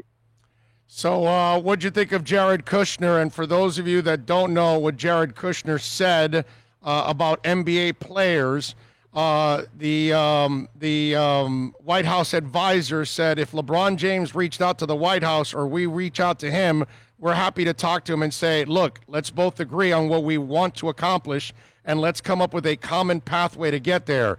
But being angry and brooding, you're not going to solve any problems. I love how they because of course black people shouldn't be angry about what's going on. That is just fantastic. I'm just wondering, what did you think about those comments? Well, first, clearly there are no mirrors in the White House these days, because that's a rhetorical statement that you probably need to be examining yourself if you're the guy who said it. And I think the smart thing that LeBron James and other guys are doing is ignoring, the kind of talking points that they're seeing out there. And like, why would you entertain foolishness from somebody like that who has no idea what he's talking about? Anybody suggesting that these players are taking a day off, it's so disingenuous and really a slap in the face to guys who didn't have to go back to work. They could have done the same thing a lot of other people have done, which is looked at the health and safety concerns going on around this country and said, you know what, it's not worth the risk for us to put our health and our safety and potentially our lives on the line to go play a game to entertain millions of people. Just so you can, say you did it. So I think you have to consider the source on a lot of things that are being said right now, and remember that we're in the midst of a global pandemic and economic cratering, around the globe, and some tumultuous times leading up to Election Day that I think are only going to get more and more stressful for a lot of people. Yeah, and by the way, their job is not during the game and just practice. When you went into the bubble, that means you're working 24/7 because you're in a place that you're forced to be there now, and you got to be there, and you can't leave, can't see your family, can't do it. So basically your job's 24/7. Even when you're sleeping, you're working because you're at your job the entire damn time. So even if they're living and breathing it every moment. Every moment they're living and breathing. And that's why you see some of the stress on these guys. To be down there since July, to not be around friends, family, loved ones, not having kind of freedom you used to have it. If you don't think that affects you guys, and I don't care how much money you make or what your status is, when you are dropped into adverse conditions, it's going to affect you. And I think it took a big man in Paul George to talk about that the other night. I thought that was huge, that he spoke about it publicly, put it out there so a lot of people will comprehend it and kind of hear it from his mouth, that, hey, if you think I look like I'm playing rattled and I'm not myself, It's because I'm not, because of the circumstance I'm dealing with. And I don't think there's anything wrong with talking about that. Yeah, no, I'm with you there. Sekou Smith, of course, from NBA TV and NBA.com. You can follow him on Twitter like I and so many others do at Sekou Smith NBA. All right, Sekou, let's talk about the really important stuff, the Miami Heat. Now, and by the way, this whole thing was a break for the Heat because this gave Jimmy Butler 3 more days. He'll end up getting a week with that shoulder. Having said that, we all expect Milwaukee to finish out the Magic and move on. Milwaukee's the worst team in defending the three. Miami is one of the best teams in shooting that three-pointer. They have played well in this bubble-like atmosphere. I got to tell you, Sekou, I'm starting to drink the Kool-Aid. I didn't think they could beat Milwaukee. Listen, you and I have been covering this league for a long time. I put very little weight on what happens in the regular season compared to the postseason. But the way things are set up, because, in boxing they say, matchups make up the fight, that if you have two guys of two different styles, it's going to make it one hell of a fight. This is a team of these are teams of two different styles. I'm starting to think that if Milwaukee doesn't defend that three well and Miami is shooting that three well, Miami has a legitimate shot in this series. Yeah, I don't think they've done anything so far in the bubble to make you think otherwise. I don't think Milwaukee has done anything to convince you that they're not going to be vulnerable against a team that plays the way that the Heat plays. The real guy who's, to me, the X factor in that series would be Bam Adebayo. If he can hold it down, around the rim on both ends of the floor and continue to play at the elite level that we've seen from him, then it becomes a far more interesting series. The Heat have an assortment of wing players that I think make life really hard on the Bucks. Their number 2 guy, Chris Middleton, is going to have a staunch defender on him, whether it's Jay Crowder, Jimmy Butler, Andre Iguodala, somebody that can make his night a lot longer. That puts a ton of pressure on Giannis and Brook Lopez and some of those other guys, Eric Bledsoe, to play at a really high level. You know what you're getting from Giannis, but it's the rest of those guys. That's the question about the Bucks. Can they show up in the playoffs and play at that high level? So, yeah, if I'm the Heat, I'm feeling good about my chance against anybody. I know Jimmy Butler's been talking about it, and we kind of laughed at him, when they first got to Orlando, when he said he felt like they could win it all. But if you don't have that kind of confidence going into this thing, what's the point of showing up? You have to go down there, be confident in the group of guys you show up with, and then be sound in your game plan. I think the Heat have done that thus far. Indiana is not a bad team. I know they swept them, and Nate McMillan got fired, but that's a team that's dealing with injuries, that certainly affected their opportunity to play better in that series. Miami's good, man. They've been good all year, and if anybody thinks they're not a threat to the Bucks, they haven't been paying attention. And because of the guys you just mentioned, Crowder and Iguodala and some of the other guys that they have, Bam's going to have a little help along the way as he's trying to deal with the Greek Freak, because we all know it's impossible to stop the guy. He's so freaking talented, but you're going to have to kind of alter what he does. And this is the kind of team, I know they're not big on double teaming. They've never been like that from the Riley days, and Spo's kind of that guy too. But I think there'll be a little help defense in this case, because this is the kind of team that you kind of want to pressure everybody else to beat you, isn't it? Absolutely. And I think if you go back and look at the regular season games they played, that was the strategy they used, and it was successful. They were, if I'm not mistaken, aren't the Heat the only team that beat the Bucks twice during the regular season? Yes. So, I know you don't like to put a lot of weight on what happens in regular season matchups. I disagree. I think sometimes there are little things, not necessarily in the outcome, but little things you see in the matchup exactly could bode well, or have some impact on how those teams would deal with each other if they got into a postseason. Yeah, no, that's actually what I'm noticing in this one. That I'm like, as much as I don't like to put a lot of weight in the regular season to the postseason, that matchup problem there, and it's not like, you know how it is, Sekou. If you've sucked all year at defending the three, you're not all of a sudden going to become great at defending the three. That's just not going to happen from one series to another when you have not been that the entire year, correct?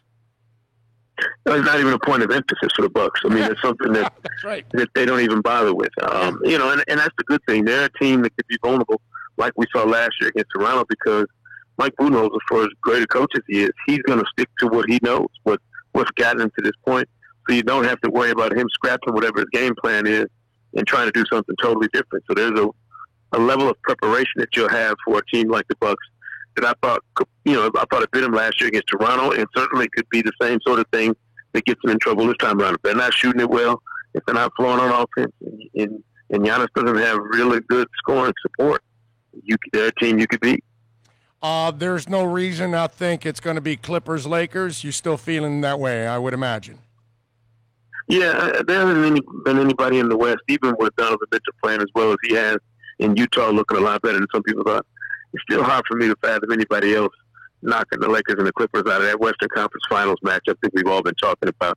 And once they get there, I think it's a toss-up. I think either one of those teams could win that series. It's going to depend on, does Paul George show up and play like the Paul George we saw the other night, or does he play like the guy who was lost for 3 straight games in that series? You're talking about 4 of the elite players in the league matching up potentially in that series, and obviously they got work to do to get there. But just forecasting, if they were to match up, whose 2 guys have a stronger will and could perform better than the other 2 guys, and that's going to determine that series. One more thing before I let you go, Sekou Smith from NBA TV. The fact that LeBron James was willing to walk out on the season, I got to commend him for that, because we all paint the picture that he's a driven madman to get to that championship, and we all know that, Father Time, even though it doesn't seem to catch up to the cyborg, eventually it's going to catch up to the cyborg one day, and you don't want to give away another season. I got to say, I was impressed that he was willing to give up a season that he doesn't have a lot of seasons left to give up. I got to give him mad props for that. Well, you mentioned Father Time, but LeBron is a father of 3.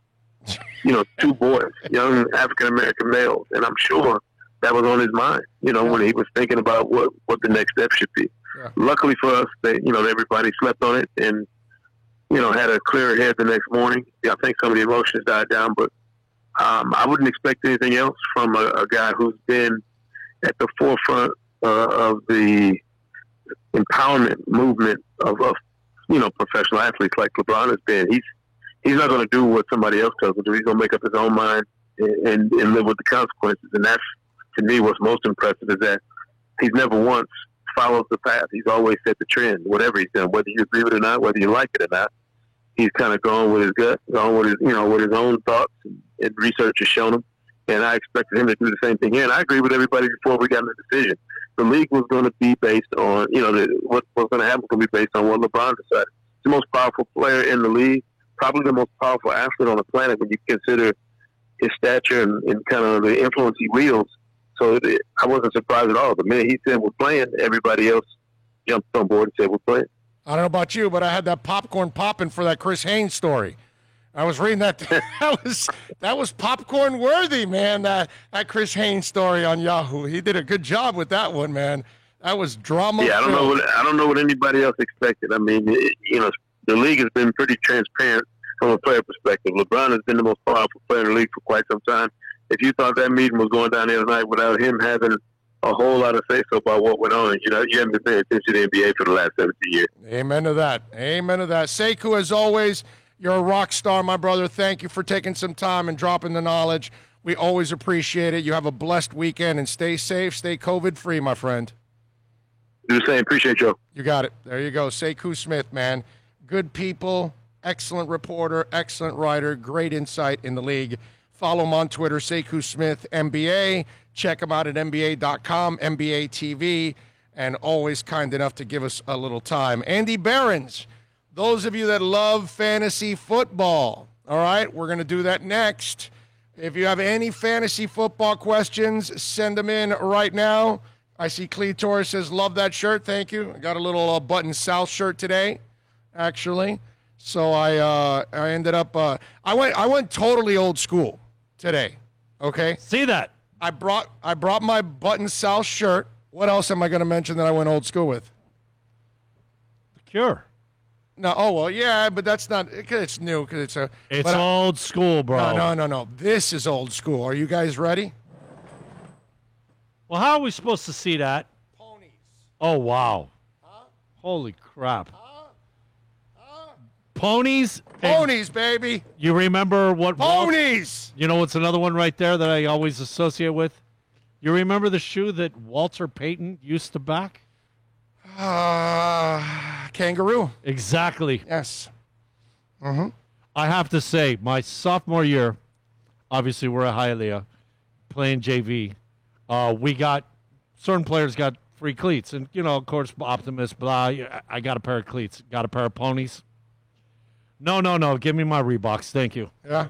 I just... Well, cleats, Cleats, I exactly. had a lot of cleats that were Pumas, actually. You know what? Growing up, Optimus Pumas. Pumas were Pumas. awesome. Yes, you are correct. So I saw these ponies on Amazon. They were like $37. It wasn't expensive, actually. $37 for these shoes are pretty good, man. And They so, probably cost that back in the day. Okay? Yeah. I mean, you know. Yeah. And I said, man, I gotta get those. And so No inflation, pony. Way to go. I went to look at my red shirts, and I said, you know what? I'm going to use my Button South one today with my red ponies, I'm gonna make your stomach curl. Why is that? The last time I was at the location, it was the Button South. It was us leaving South Beach because it had closed. It was like 4 or 5 o'clock in the morning, and there was still a rave going on at the old location, the Button South there. Wow. And it was, and I'll tell you what, man, some females, whew, wow. So there you go. It's a beautiful thing. Todd Lobruto says, hello, everybody. James Roman says fantasy football is back. That's right. You got fantasy questions, send them in right now on the YouTube chat board, on Twitter at Big O Show, email Orlando at Big O Radio Show. Ian from Brooklyn goes, ponies? Damn, that's old school. That's right. James says, sweet ponies. There you go. Big O must have room full of collector's clothes. No, I don't have a bunch of rooms of collector's clothes. If you consider concert shirts, yeah, yes, he does. Yes, he does. I got a closet with concert shirts. Big deal. Last show I saw at the Button South was Erotic Exotic. Oh, come on, baby. Take me as I... Isn't that Erotic Exotic? I think so, yes. Yeah, isn't it? Yes. Right? Yeah, when they were transitioning to an alternative rock band. Aha. There you go. All right, let's take a break. We'll come back on the other side with my ponies, and we'll talk a little fantasy football. Yeah, Andy Behrens is back. Fantasy football is back on the Big O Show. Murias Dental. If you need to see a dentist, take your kids, yourself, you want to clean your teeth, you've been stuffing your face during the quarantine, time to clean the teeth, you got a cavity from stuffing your face, call Murias Dental, 305-821-0231, tooth pain, whatever it is, root canal, maybe implants, Invisaligns, they are the experts when it comes to that. I straightened out my teeth. Go to MuriasDental.com. Facebook, Instagram, and Twitter at Murias Dental. The website, MuriasDental.com. Call them and tell them that Big O sent you. 305-821-0231. Family owned, state of the art. You're going to love it. The place is spotless. They are amazing. MuriasDental.com. It's a buyer's market at Toyota of Hollywood. Over 1,500 Toyotas on the ground, and truckloads just keep on coming. Now pay up to 50% less. 2020 Camry, not $29,000, $17,775. 2020 Corolla, not $22,000, $13,775. Buy a new 2020 Toyota with 0 down and 0% financing, or we'll make your payments till 2021. At Toyota of Hollywood, the #1 volume Toyota dealer on 441 between Hollywood Boulevard and Sheridan Street. Are you tired of watching the same old travel videos on the internet? Well, then check out MikeNoGoZones.com, a travel documentary that's breaking barriers. I go to the places that the media tells you to fear, where no one else dares to go. Baltimore, Opelika, South Side of Chicago, and more. Go to MikeNoGoZones.com. America's safest and best-selling compact luxury SUV is at Acura of Pembroke Pines, and this is how we do it. RDX, $339 a month at Acura of Pembroke Pines, the #1 volume Acura dealer.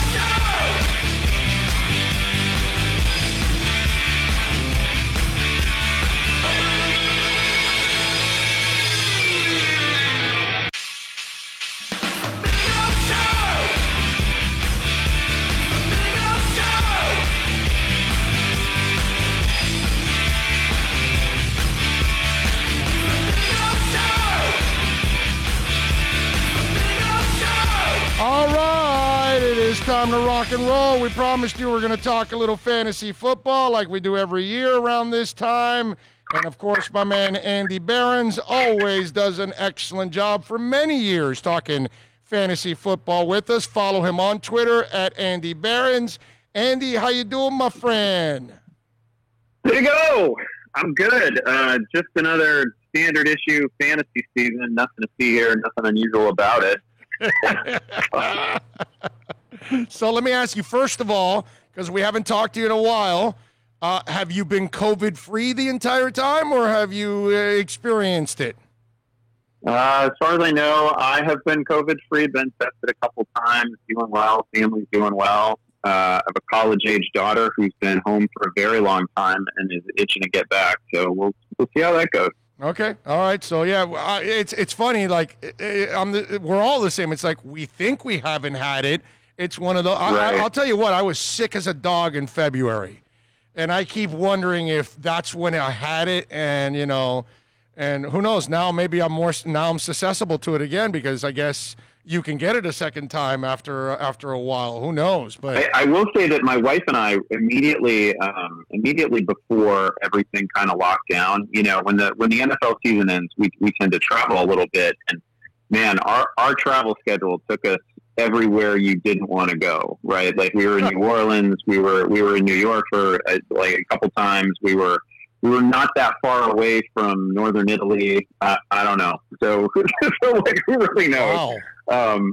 Yeah. You went to all safe. the places where people are packed on each other. You know what I mean? It was like, we went there we went to them all like about 3 weeks before things really broke. So, so far we seem to have been healthy. That is absolutely awesome. So let me ask you, how in the hell are you preparing for this fantasy season? Because I almost feel like we're just throwing darts on the board this year. Obviously early on, you're going to take the established guys and all of that, but the feeling of who's going to take over for who and this young guy or this free agent, it's just hard to get a feel for anything right now. So how in the hell are you doing it?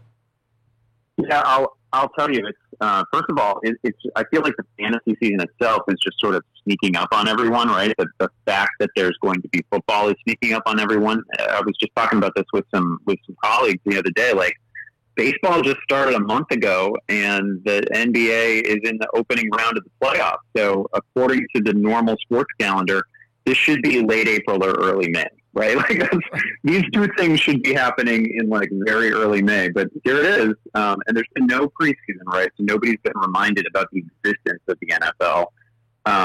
College football is barely a rumor, so like it's just sort of out of sight, out of mind. But it's going to hit. There's a Thursday night game coming up, and it's a hell of a game between the Texans and Chiefs, right? And I feel like in that moment, people are going to be like, "Oh my God, we got to get the fantasy league back together. We got to," like people are really going to start to realize that it's happening. And in fact, it's been hard, especially with no preseason.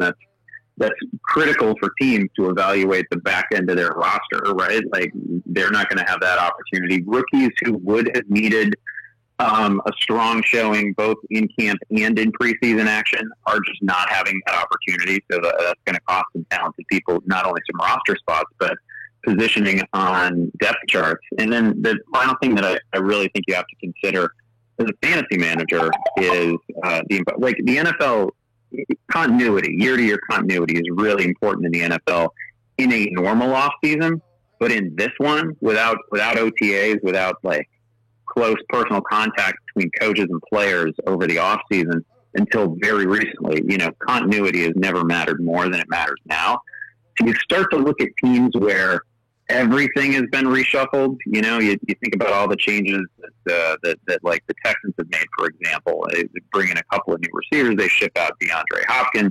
They've got a new running back. It's just a lot of moving pieces in a crazy offseason. You look at Carolina, like as great as Christian McCaffrey is, and I don't think it's a real worry for him, but they got a new quarterback. They got a new head coach. They got an OC from a different system. They got a defensive coordinator from yet another system. Like everything is new in certain places, and they've had almost no time to sort it out. So that can't go well. All right, so you just mentioned it. Let me give you an easy one. or is it an easy one? Who's your number one overall pick? If somebody's got the number one, number two pick, are we looking at McCaffrey, Saquon, Zeke? Are you looking at, is there a QB you would actually throw in the mix this year because of the whole COVID craziness? You tell me. How do you handle the number one overall pick? I will say for me it's so solidly Christian McCaffrey, because this is a couple seasons in a row in which he has broken the single season record for running back receptions, right? And that just means that's so many more opportunities. It means so much. He never comes off the field for Carolina. Maybe that changes a little bit. And they sucked at quarterback last year, which is very important. Right. That he had no quarterback and yet he was still a stud.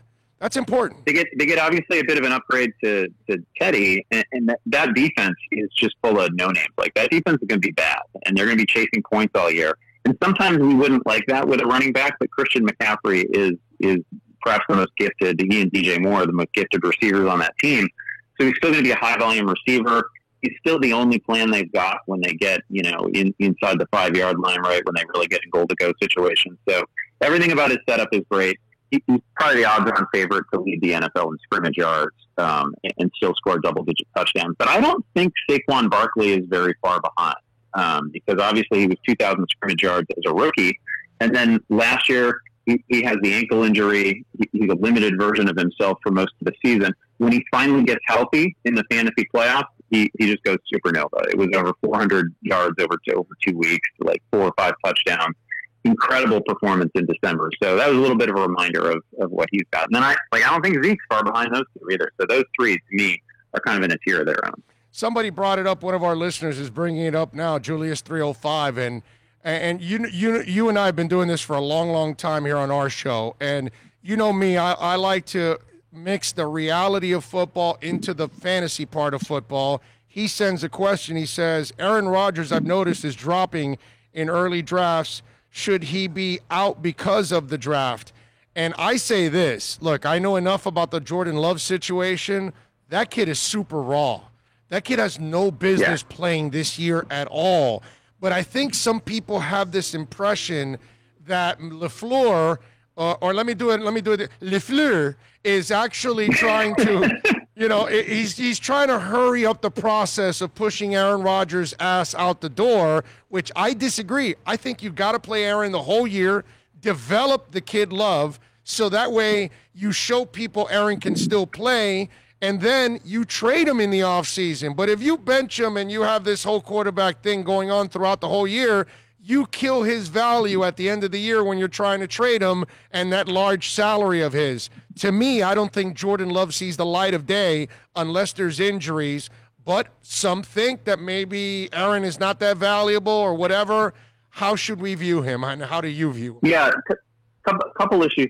Obviously, we have sort of a reality track to go down here and a fantasy track to go down. And the fantasy angle on Aaron Rodgers is pretty simple, which is that even if you assume he plays the full 16 games, and I'm with you, I think he does. Love is going to need some time, and we have a very recent example of things working really well for Patrick Mahomes when they gave him basically a full season to absorb the system, right? And like the redshirt year, or whatever you want to call it, really went well for Patrick Mahomes. Obviously, Love is a bit of a developmental project, but he's also like a first day quarterback taken in the NFL draft. So like that guy's going to play. That guy, like maybe not this year, but he's got to play like by his second season. So there is certainly a decision coming up on Aaron Rodgers. The reason in fantasy that I don't rank him, honestly, I don't even have him near my top 12 right now, is that you look at the last 3 years, he hasn't thrown more than 26 touchdown passes in any of those seasons. He's been his single season high in yards per attempt is a fairly pedestrian 7.4 over the last 5 years. Like, he has not had the weapons, and he is maybe not quite the same guy that he was in 2010, 2011, which was, to that point, just about the best quarterback I'd ever seen. Like, he's still good. Obviously, you can still get to an NFC title game with Aaron Rodgers as your quarterback, but outside of Devontae Adams, I don't even know who to call the second best receiver on that team. It might be the running back, Aaron Jones. A huge step down to Allen Lazard, who showed a lot of moxie last year, but is not he's not a super athletic talent. He's fine. Rodgers obviously likes him, kind of pep talks him a lot. but they don't they got one guy, and beyond Devontae Adams, they have just about the worst receiving core in the league, and they're going to be a run focused and running back focused team this season. So it's just really hard to imagine Aaron Rodgers finishing this season with like 35 touchdowns with 4,500 yards, which is what we need a realistic path to that in order to rank anybody inside the top 8, top 10 at the quarterback position. He just hasn't done it in a while. Dude, I was going to draft Marquez Valdez-Scantling in my second round. Now you're telling me I can't? Is that what you're saying? I am certainly telling you cannot. You can draft Devontae Adams in the first round and Aaron Jones in the second round, and then not another factor. Okay, all right. Let me give you one. Clyde Edwards-Helaire. We know what happened now in Kansas City. There's a huge opportunity for him now. We know it's an Andy Reid type offense. I'm almost getting, sexually aroused just by this suggestion. How do you feel about this young man for the fantasy season? Is he one of those guys you're willing to take a chance on? Sir, I am similarly aroused. Yeah. The only issue that we're going to hear about with Edwards-Helaire, and it's obviously it's the classic issue for first year running backs, is going to be how good is he in pass protection. There's no the most important job obviously for Kansas City is protecting the most valuable asset, which is Patrick Mahomes, no question about it. As long as he gets down some principles of pass protection, he's an almost flawless prospect for that offense, right? He was an incredible receiving option as a collegiate player. 55 receptions last year for the Death Star offense that LSU had. He was great, like a yards after contact guy, really fun player, clearly one of the best in his draft class, and a wonderful fit for what Kansas City wants to do. The fun thing with being part of Kansas City's backfield is when you think back to what Damian Williams did in 2018 during those 5 or 6 weeks when he just absolutely carried us to fantasy titles. And 2018, if you owned Damian Williams in December, it was hard to lose. It was hard to not win your fantasy championship. During that whole streak, he averaged only 15 touches per game. That's it. That's all Damian Williams was getting. He was scoring twice a game, right? He was just a wonderful fantasy play. Clyde Edwards-Helaire is in line for more than that. He's in line for probably 18 to 22 touches a game. And again, Kansas City's going to be a team that they're going to average 35 points a game. They're going to average 30 to 35 points a game. They're going to average over 400 total yards a game. You want pieces of that offense, and nobody's going to see more touches in all likelihood than Edwards-Helaire. All right, well, somebody's asking me, how do you view Devontae Parker for this draft? Where do you see him going in a 12-team league? Relatively early. I see him going inside, maybe not the top 20 receivers, but probably the top 24 receivers. You have obviously a lot of Dolphins fans who are listening to you, and of course, everybody wants to see Tua at some point. Super interesting. It's an incredible comeback story. A wonderful collegiate player and all that. A little piece of me just wants to see Fitzmagic in full bloom for one more year, with a coordinator that he's had success with in the past, and he had that, he just had that magical connection with Parker last year. And we've been waiting for it from Parker for, there's been 3 years of hype that finally led to Devontae Parker doing anything. It was super exciting, and I don't think he reversed back. I think that receiving core with Williams and Parker, when both are healthiest, that's really fun. And they definitely found something with Magic in those two last year. All right, Andy Behrens, of course, you can follow him on Twitter at Andy Behrens and catch his work there at Yahoo Fantasy. Last year, my brother, 25 receivers topped 1,000 yards, only 15 running backs topped 1,000 yards. Do people understand what's been going on, that while the running back gets a lot of touches, there aren't a lot of those guys left over anymore? You don't have a lot of bell cows. But that receiver position, man, if you can find yourself a couple, you're probably going to be in the driver's seat week in and week out.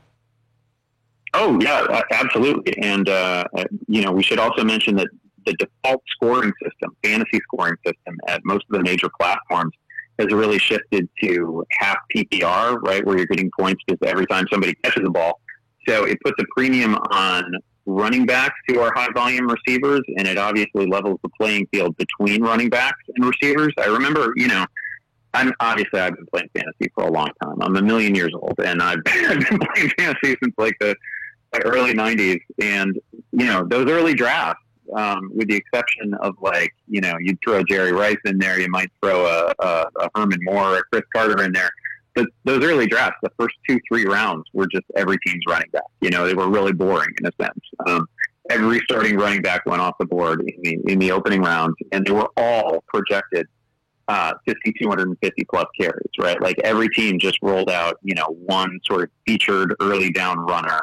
And we're out of that era. I mean, there might be 10 guys who can reasonably be expected, if they stay healthy, to sniff 300 touches on the season, and there's almost nobody. Last year, Christian McCaffrey was the only guy who reached 400 touches.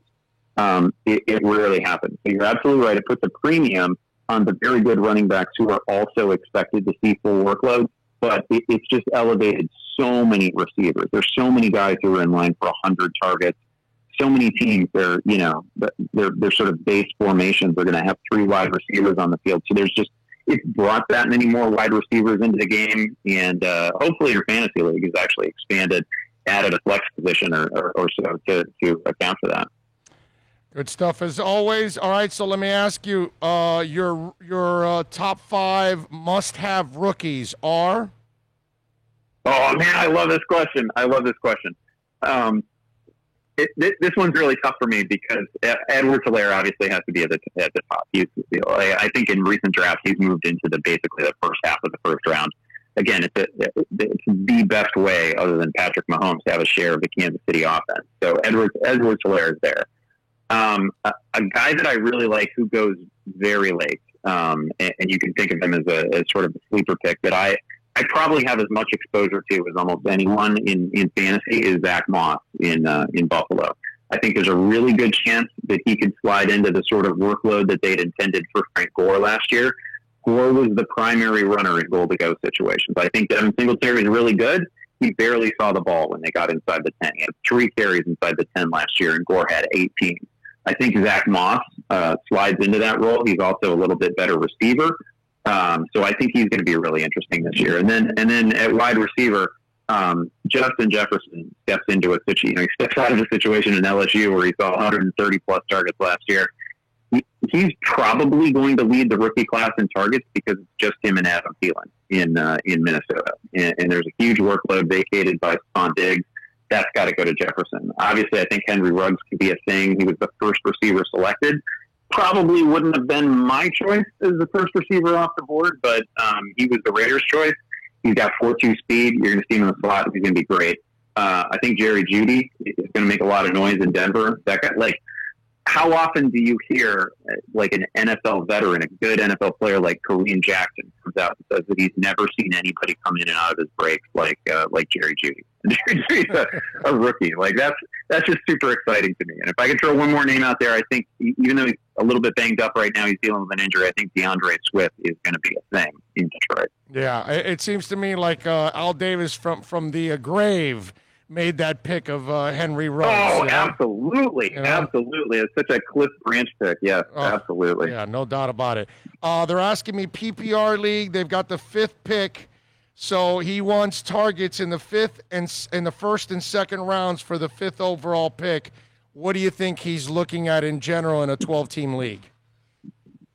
The dream in a full PPR league would be that Michael Thomas falls to you with the 5th overall pick if possible. I would take him as early as 4th, but I mean, he's obviously coming off the single season reception record. If all he does is what he did the year before, that's still 125 catches and 1,400 yards. So he would be my primary, and I would be perfectly happy to settle for Clyde Edwards-Helaire or, if this guy doesn't like drafting rookies, my pick would be Edwards-Helaire, but I could certainly also understand Dalvin Cook there. He's also in line for a bunch of receptions. Dak Prescott, my brother, how are you? He threw for 5,000 yards last year.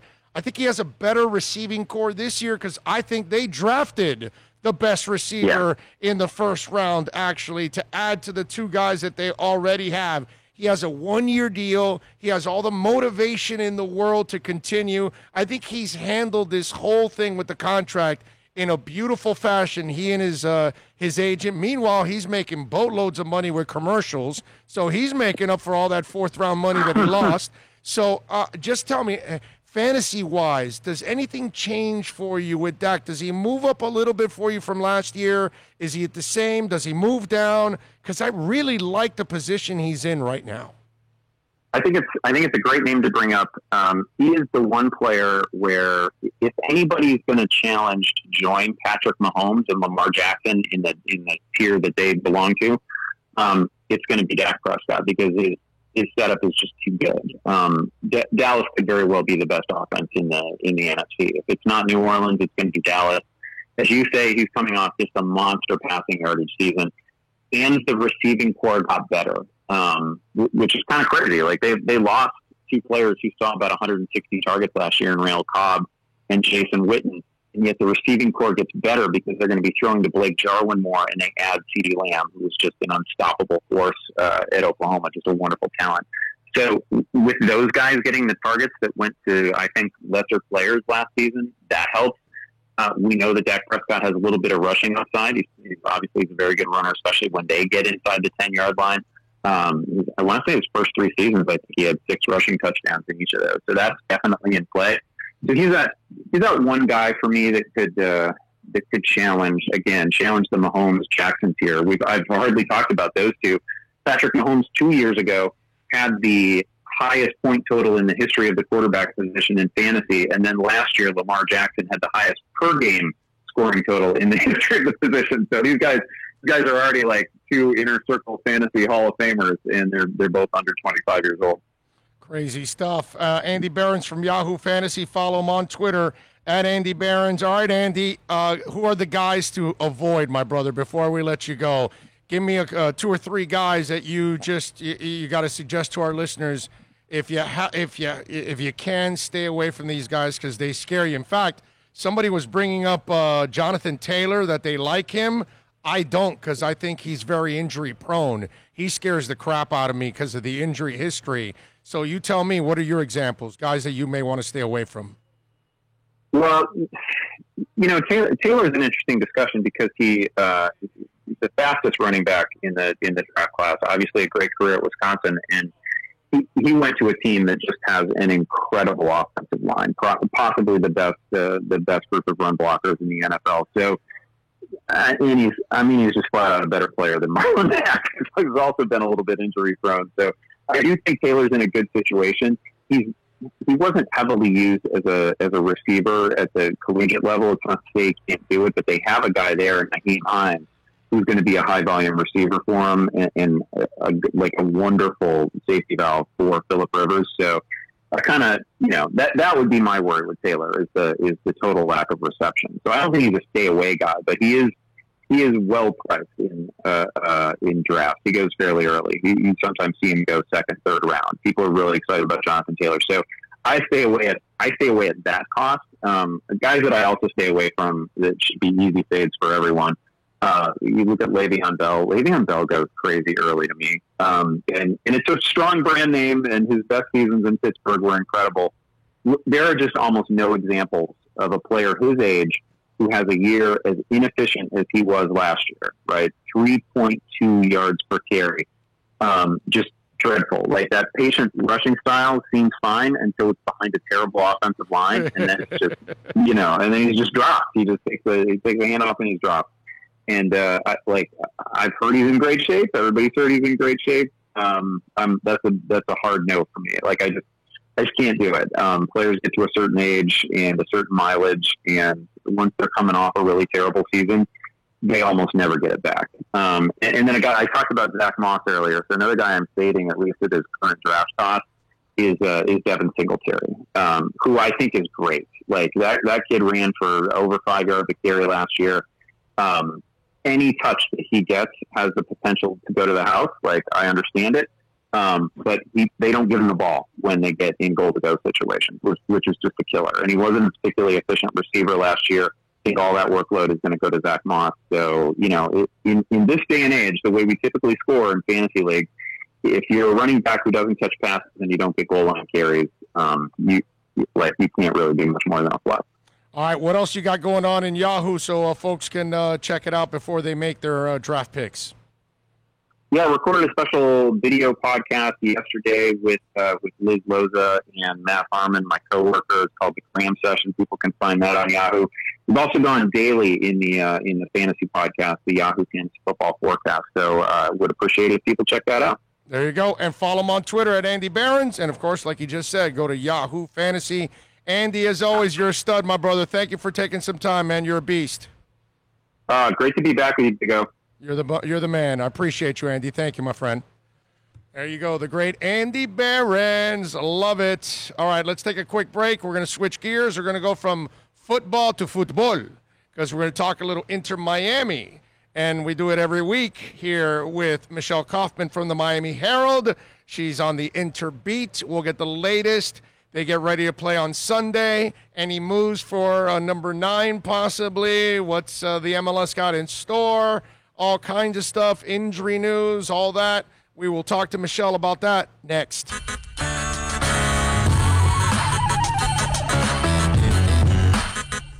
It's a buyer's market at Toyota of Hollywood. Over 1,500 Toyotas on the ground, and truckloads just keep on coming. Now pay up to 50% less. 2020 Camry, not $29,000, $17,775. 2020 Corolla, not $22,000, $13,775. Buy a new 2020 Toyota with 0 down and 0% financing, or we'll make your payments till 2021 at Toyota of Hollywood, the #1 volume Toyota dealer on 441 between Hollywood Boulevard and Sheridan Street. Are you tired of watching the same old travel videos on the internet? Well, then check out MikeNoGoZones.com, a travel documentary that's breaking barriers. I go to the places that the media tells you to fear, where no one else dares to go. Baltimore, Opelika, South Side of Chicago, and more. Go to MikeNoGoZones.com.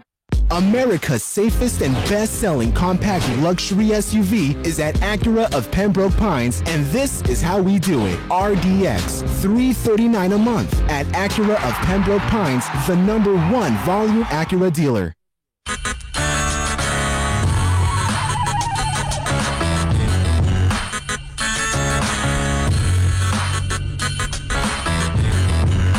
This is the Big O Show. This is the Big O Show. This is the Big O Show.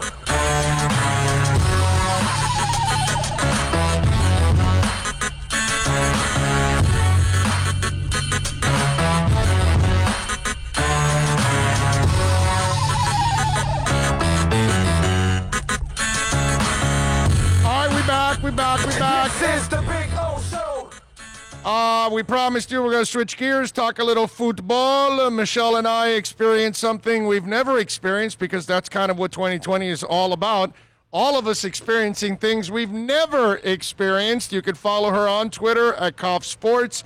You can catch her exceptional work at the Miami Herald website as she covers Inter Miami on a daily basis. So Wednesday, I tell you, Michelle, I heard the rumblings and all that stuff, and then I hear, if the Orlando game goes on and they can't reach the Orlando and Nashville representatives, then if that game goes, we're going to play. And I thought for sure we were going, and then protests started and games were canceled all around the league. How was your experience and your viewpoint of it all? And thank you for joining us.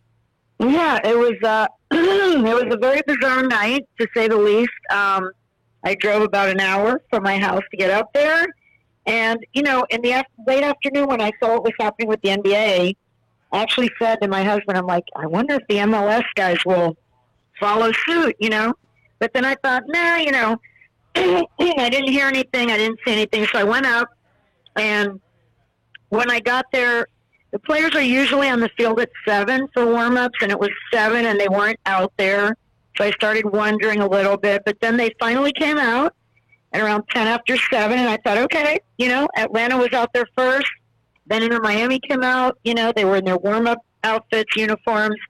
They practiced, warm up. I'm thinking everything's going okay, but then I see Luis Robles is running off the field and goes into the tunnel. Then he comes back out.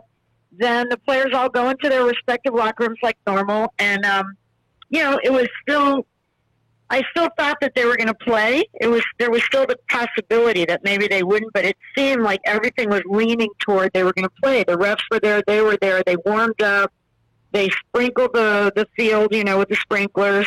But then when it got to be 8 o'clock and the game was supposed to be starting and there was nobody on the field, and, then I started thinking, oh, my goodness, maybe they're not going to play. And, I did a story that ran today. It was online yesterday, but I spoke to an Atlanta player who was very involved in the whole thing. And, basically the entire decision was made in 30 minutes. It was very much a spur-of-the-moment, real-time decision. This is not something that was planned in advance. This is something that came about, as he described it, organically, very quickly, in a span of 30 minutes. They went from, yes, we're going to play, to no, we're not going to play. And, there's a group that was formed this year within MLS, which is Black Players for Change, and it's a organization within MLS of Black players in the league, and they contacted the 6 games that were going on, the 5, because the other one had already started. They contacted those teams' representatives and basically, kind of asked them to be in solidarity with the other leagues, with the NBA, and to not play.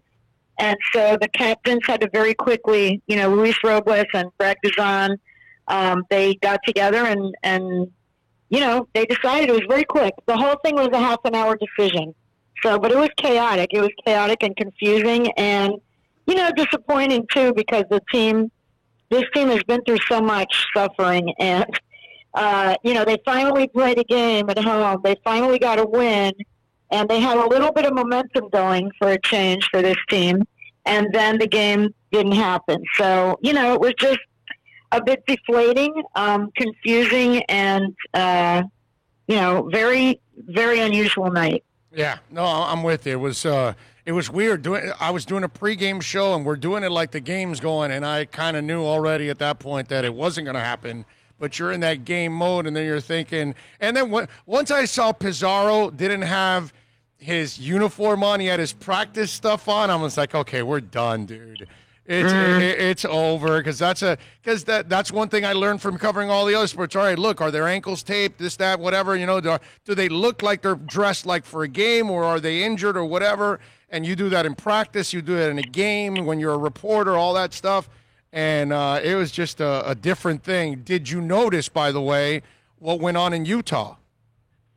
Yes, I saw what went on in Utah. Yeah, with their owner. Yeah, so it's amazing. The league is investigating. Yeah, the league is investigating to see. The guy backtracked a little bit on his comments, saying, that he thought more about it, and he didn't really. He was thinking more about how it was going to hurt him and the team, and now he's, he backtracked some. But the league is looking in to make sure that there aren't any, racist tendencies on his part or whatever, because it would be very difficult for him to, be an owner and a leader of that team if he's not, the owner basically said that episode, that boycott makes him less inclined to want to spend money on the team, less inclined to want to invest in the team. So, that's an unfortunate situation. Well, and I think the backtracking came out of, obviously, the heat he's getting now from his own players. And then remember, Josie Altidore is part of this group that wants to buy him out. Right. So, yeah, and I saw him came out and said, Josie came out yesterday and brought that up again, that he has a group that wants to buy them out. Yeah, so, that's the kind of stuff that, we're talking. See, you and I noticed this because we follow all sports. You and I are all sports people. But there's a lot of people in our country that are like, screw hockey and screw baseball and screw soccer and all that stuff. People don't realize how much stronger the MLS is getting year by year. We're about to get 30 teams in 2 years now.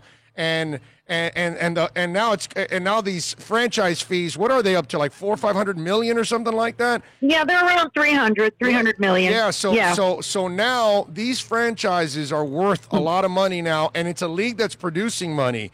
And so now if you're screwing off like this owner, they could easily boot you out, and there's going to be a list of 5-7 people easily ready to buy, because even NBA players, other people are investing in MLS now, NFL owners, all that. Why? Because they see what's coming, and they know the future is soccer. They see how young people are going to soccer. They see that the MLS has the youngest demographic out of all sports. So that means they have more potential to grow than all the sports, because when you're the youngest, that means you are going to catch your generation from an early age all the way through. You know what I mean? Right. And so now that owner has to be very careful, because maybe 15 years ago it would be hard to replace you and we got to contract you like we suffered. Nowadays, we can replace you with ease. Right. Yeah. I don't know. I mean, it was a dumb comment. I mean, especially in today's, in today's world, today's political climate, this guy's the owner of a team that's multiracial in a league that's multiracial. I mean, it's really just a stupid thing to say. I think he just was, was just upset that it was done so quickly. It was obviously something organized by the players at the last minute that nobody was ready for it. The owners and everybody sitting in the stadium ready for their games, preparing for their games, the TV crews, the radio, the media, whatever. And they were actually going to have fans in the stands in Salt Lake City. So that was the other thing. Orlando and Salt Lake were two cities that were having fans in the seats. So they had sold tickets for that game in Salt Lake City. And, the idea that 30 minutes before a game it just gets canceled without him knowing, I think it was a spur-of-the-moment comment, but it obviously showed his true colors, but a very dumb thing to say, and he's definitely paying a price for it now. Let me ask you, he says he may not want to spend as much. How about guys not wanting to go there now? You know what I mean? Right. He better be careful on that, because you start to create an environment that, some of the owners that are smart are the ones that are reaching out to their players and meeting their players halfway. The guys that want to, act like NFL owners, you're gonna have some problems in this in the way the world is going, in the direction we're going. Right. Yeah, I mean, they definitely the owners and the coaches that are trying to be more receptive and trying to understand what the players are protesting, why it is that they feel how they feel. They're the ones who are going to be more respected among the players. And obviously Salt Lake right now, Salt Lake would not be the number one choice probably for a lot of MLS players, especially players of color, Hispanic, whatever, because the owner just very much dismissed the whole thing. So, yeah. I'm with you. That was dumb. A dumb business decision. The good thing about the postponement of the game, I know he was going to play, but he was banged up in the last game, Reyes, and he's so important to their defense. This actually buys him a couple of extra days. There is the one positive that I could see out of the postponement. Yeah, I still think it's a negative for them, because they really had momentum. They lost a home game. I mean, I assume that they're going to, I asked the league if they are planning to replay these games. I'm not sure when. Oh, I got it for you. Okay. I already was told the date. Here, I'll give it to you right now. Here it is. The game will be rescheduled September 9th at 8 p.m. Okay. September 9th at 8 p.m. Okay. Well, you know something I don't know then. All right. I work for the team. I just can't say a lot of things publicly sometimes. But, I find out about some things, but now I can't say anything. That's the worst part about it. Michelle, right. Tell me things, and I can't say anything. I'm stuck with it. So it's going to be Wednesday. So Wednesday, September 9th, they'll replace this game. Yeah. Which is good. Okay, so they'll get a home game. Still, they were coming off. That was a really good confidence boost for the team, that game last Saturday at home. And then to come back and play back-to-back at home would have been a real nice boost for them, I think. And against the Atlanta team that's kind of been, up and down and struggling themselves. Now they're going on the road. They're going to play Nashville. Nashville's coming off a loss to Atlanta, so maybe they can be beaten on the road. Then they have they have 2 games on the road in a row, so they don't come back to Miami until Sunday, September 6th. So, it's not going to be the same. I'm glad that they're getting the home game on the 9th, so that at least they will get another home game. But they did lose some momentum by not playing on Wednesday. But it is what it is. I mean, they wanted to make a statement that that their feelings on this topic are more important than the game, and so they gave up. They were willing to give up an opportunity to play another home game. So, we'll have to wait now and see what happens on the road Sunday at Nashville. Then they play at Atlanta, and then they'll come back here to play Nashville on the 6th, and I guess they'll play Atlanta then on the 9th. So I feel good about them on Sunday. I think they're a better team than Nashville. And we haven't talked about this, but the performance last week was, man, that was beautiful. I know towards the end, the injury to Andres, he had to get out, and that's why I'm glad he got a couple extra days to rest. And then they put in the subs, and they kind of had to hang on for the last 20, 25 minutes. But before those 20, 25 minutes, clearly the best performance of the year. The chemistry, everything, the adjustments they made to the roster, all of that. I just thought it worked out beautifully on Saturday. Yeah, they played much better. I mean, that was the best that they had played. Pizarro said that they changed the tactics a little bit. Diego Alonso told them not to pressure high as much, to pressure more in the middle, but not as much high. They were a high-pressuring team, most of the other games, and so he said that gave them more freedom. They were rotating a lot, left, right, center, between him and Pellegrini and Carranza. They were kind of moving around and rotating, and, he said it gave him a lot of freedom to move around, and as long as the other guys were rotating with him, which they were. The offense definitely looked much more fluid, much more productive. There was just much more happening on the offensive side, and then defensively, they had LGP, Leandro Gonzalez-Perez, played his first game for them, and that's a very veteran guy that you've got in the back who's got tons of MLS experience. He knows the opponents. He knows the opposing players. So having him, alongside Nico Figal is a really good thing, I think, in the back. And now coming back, Robbie Robinson is back with the squad. Yeah.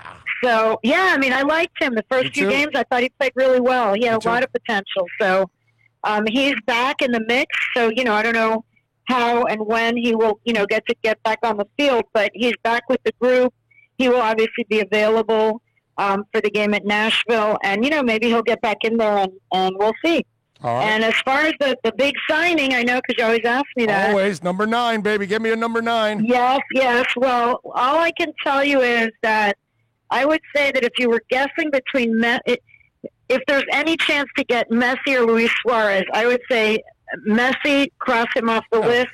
I would say Suarez is definitely still a maybe. It's somebody that is still talking to the club, and they are talking to him and making offers. Messi's another galaxy. Yeah, that's not happening. No. Yeah. Look, if it got down to $100 million transfer, we were in our second year at Miami Freedom Park. The team is kicking. The stadium's loaded. Then maybe I can see Jorge doing something crazy like that because he is so dedicated to winning. I could see him doing something like that. But at 700 or 500 or 400 or 300 or 200, and in a pandemic where it's an empty stadium and it's not even their real stadium that they want, the one in Freedom Park is the one they want, I don't see it happen. You got to be in Freedom Park loaded with all the revenue streams rocking and all that for him to say, you know what, I'll take this sacrifice and I'll do it because, hey, I want to win big time. I can see something like that, but it's in another scenario in years from now. Now, saying that, mentioning Miami Freedom Park, I know with the pandemic and everything else going on, have you heard anything? Is there any progress there, or because of the pandemic? I don't think there's any progress. At this point, I don't think there's been anything. During the pandemic, I haven't heard boo about Miami Freedom Park, and I don't think it would be good optics either right now for them to be, it's just... That's a great point. That's a great point. Right now, it's just, right now they need to just focus on keeping everybody safe that's with their team, deal with, they've lost so much money by not having fans in the stands and just the merchandise and parking and concessions and tickets. Everything, they lost everything this year. They've had no revenue so far except for a little bit of TV, and it's very little. They only played 3 games in the tournament. So, this is not a time to be talking about Miami Freedom Park or, again, like you said, Messi. I think he wants to stay in Europe for a couple more years, and then maybe 2022, after a few more years when he's really at the tail end, that's when he may come here, kind of like a David Beckham. Maybe he would decide to come over here. Maybe the league would give him some kind of deal like what Beckham got, where he would become, an owner of a team or a partial. They would tell him, okay, you're not only going to be playing for the team, but you're going to be an owner when you retire. And, they can put together some kind of creative deal at some point to make it more lucrative. But right now with the pandemic, with them playing in Fort Lauderdale in front of an empty stadium, and all the money that they've lost, I just, that's just not, that's a pipe dream. That's not going to happen. All right, Michelle, what are you working on so Inter Miami fans can check you out at the Miami Herald leading up to our big game on Sunday? Yeah, well, look on tomorrow online. I'll have the preview of the game against Nashville, and then Sunday night I'll be covering the Nashville game. I won't be there live, but I will be covering it off TV, unfortunately, something I also have never done in my, not till this year. I've never covered a game off TV in 32 years of sports writing until this year. But, it is what it is. We're not traveling as much these days. So I'll be covering the game Sunday, but I'll have a nice preview tomorrow. Look online, by early afternoon tomorrow it'll be posted, and then I'll be covering the game live. I'll be tweeting about it live during the game, and then, the game story with quotes and everything will be posted post-game. You are awesome as always, Michelle. Thank you for taking some time. Stay safe. And all right, you too. Let's hope for a big win on Sunday. Make it 2 in a row. Thank you, Michelle. All right. Thank you. Take care. You got it. Bye-bye. There you go. Michelle Kaufman, as always, giving us the skinny on what's going on with your Inter Miami squad. You guys get all dressed up. You go all the way up there, and then good idea, kind of like the safe word of my girlfriend and I have when one is getting too crazy. Pat in Nashville, I say both Ghost and Deck and Bat are winners. As always, spark up a fatty, okay? What else do we have here on the text line? Just agree with everything you say. You are so right. Great point. I've never thought about it that way. O and Bill need to be on, though. Don't want any of us Bat ghosted. Oh, I see. So, okay. Oh, I get what you guys are doing. Oh, because of the idiot that was on before, because apparently there was some idiot that came in with some political agenda and just started spewing all kinds of hate. And so then I was doing the interview, so I could only pick up parts of it. So I saw it was enough craziness, so I just, blocked him out and I ghosted him. So when somebody's getting out of hand, you guys are going to signal me with a bat and a ghost? Is that what it is? Is that what we're doing? We got cloak and dagger going on here. All right, no, that's fine. I'm good with that. I got no problem with that. That helps out. We don't need somebody coming in. No. Look, man, if you're going to have fun, let's have fun, ask questions, agree, disagree, that's fine. Agree to disagree. But if you're going to come in with some aggressive style and ripping people and calling them names and all that, screw you. Hey, where's your phones? Yeah. Mauricio says, I think Matuidi signing was a great start. I hope the Suarez or Cavani come to fruition. It looks like Cavani's not. Suarez is the guy that, and I still have a hard time believing that we're going to get Suarez. This is a young team with a lot of potential. Adding the likes of those guys would be amazing. I agree. Okay, so you guys are saying yes, oh, yes, yep. Okay. Oh, we are going to agree with them for a while, build them up, and then send them a bat ghost signal. I got you.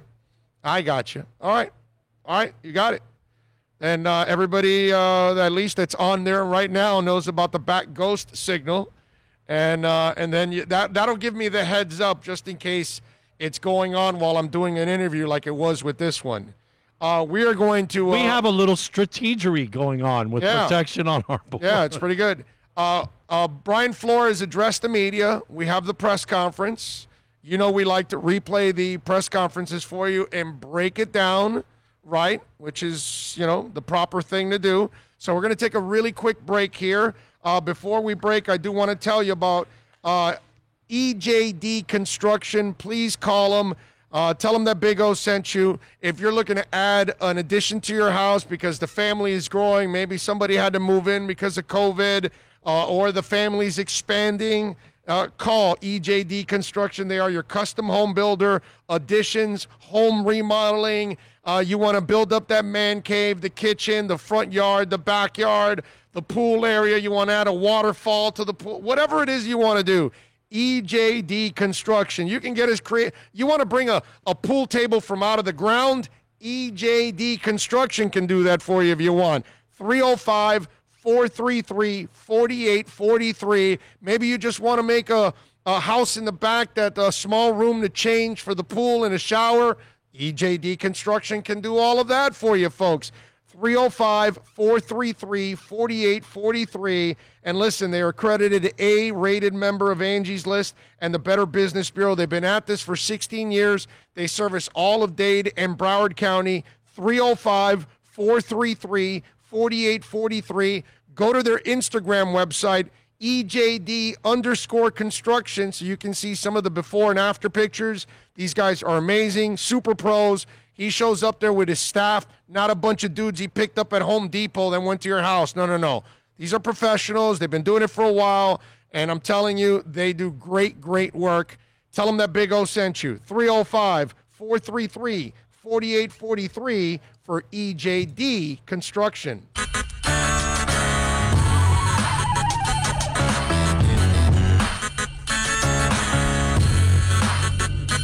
It's a buyer's market at Toyota of Hollywood. Over 1,500 Toyotas on the ground, and truckloads just keep on coming. Now pay up to 50% less. 2020 Camry, not $29,000, $17,775. 2020 Corolla, not $22,000, $13,775. Buy a new 2020 Toyota with 0 down and 0% financing, or we'll make your payments till 2021 at Toyota of Hollywood, the #1 volume Toyota dealer on 441 between Hollywood Boulevard and Sheridan Street.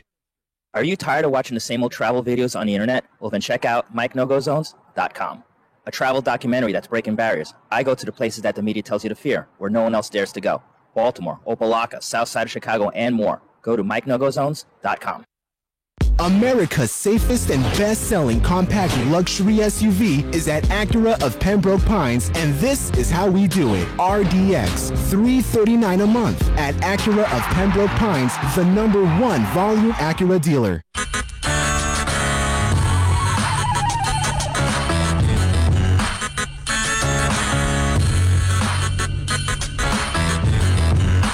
This is the Big O Show. This is the Big O Show. This is the Big O Show.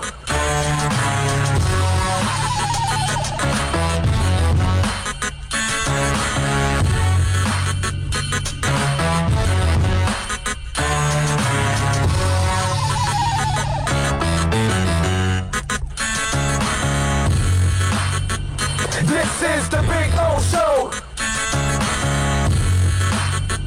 This is the Big O Show.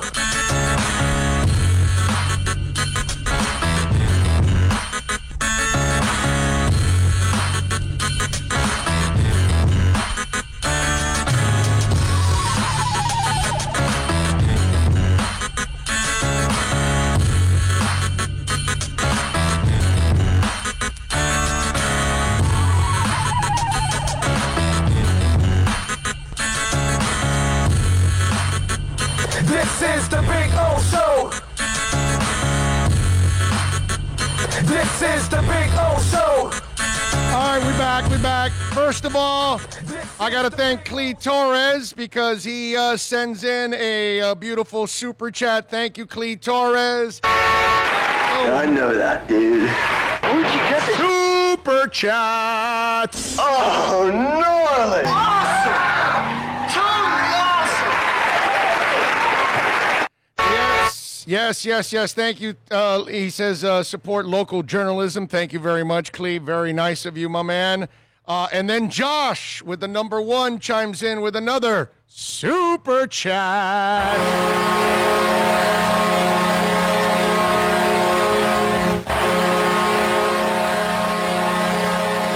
Thank you, Josh. Thank you. And Clee, very nice of you. I appreciate you, my man. The previous one was to kill 2 birds with 1 stone because NorCal is Jeff Spicoli, so, that's for NorCal, a little hidden messenger. How about that?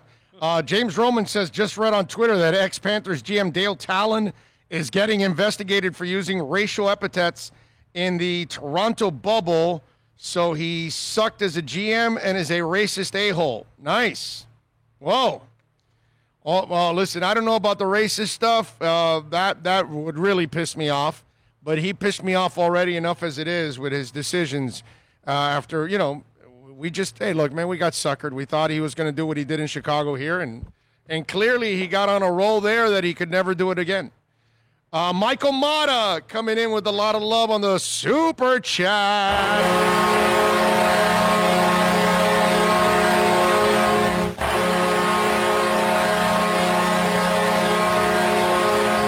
Thank you, Michael. I appreciate you.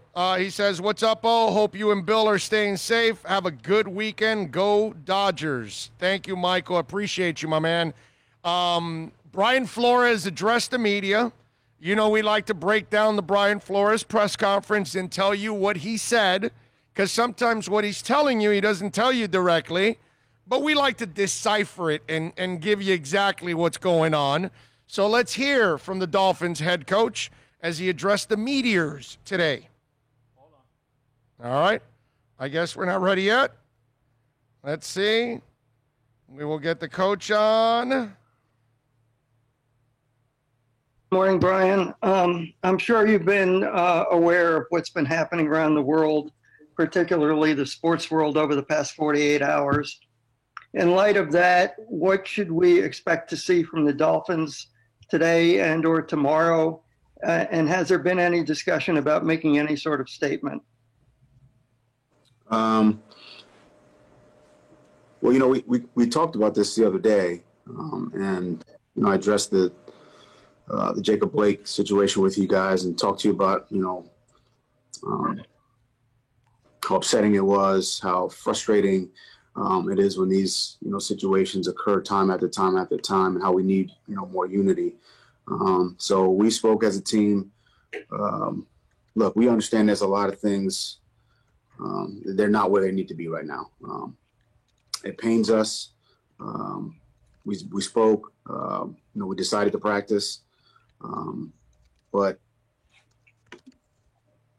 we all know and understand that things aren't where they need to be right now. And we're going to meet later today and just talk about some things we can, put into action so that we can, try to create some, make a difference, create some change. So, but we are going to practice. Look, I mean, this is, you guys know this. I've lived this. I grew up in this era. I've had guns pointed at me by police officers. This is not something I take lightly. This team takes lightly. I've had multiple conversations. They've spoken to you. I know Kayvon talked to you about his situation. There's other experiences that guys on our team have had that, are unfortunate. And,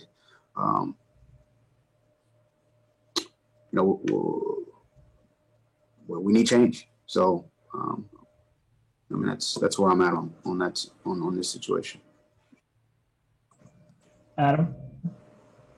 Brian, what went into the thinking of activating Xavier Howard off both the COVID and PUP lists, and should we expect to see him to practice today? X is, ready to, get out on the field. He's progressing, with obviously, the COVID, the knee. We felt like he was ready to get out there and participate in practice. And again, he's got a long way to go as far as from a conditioning standpoint, drill work, communication with his teammates. So, this is the first step.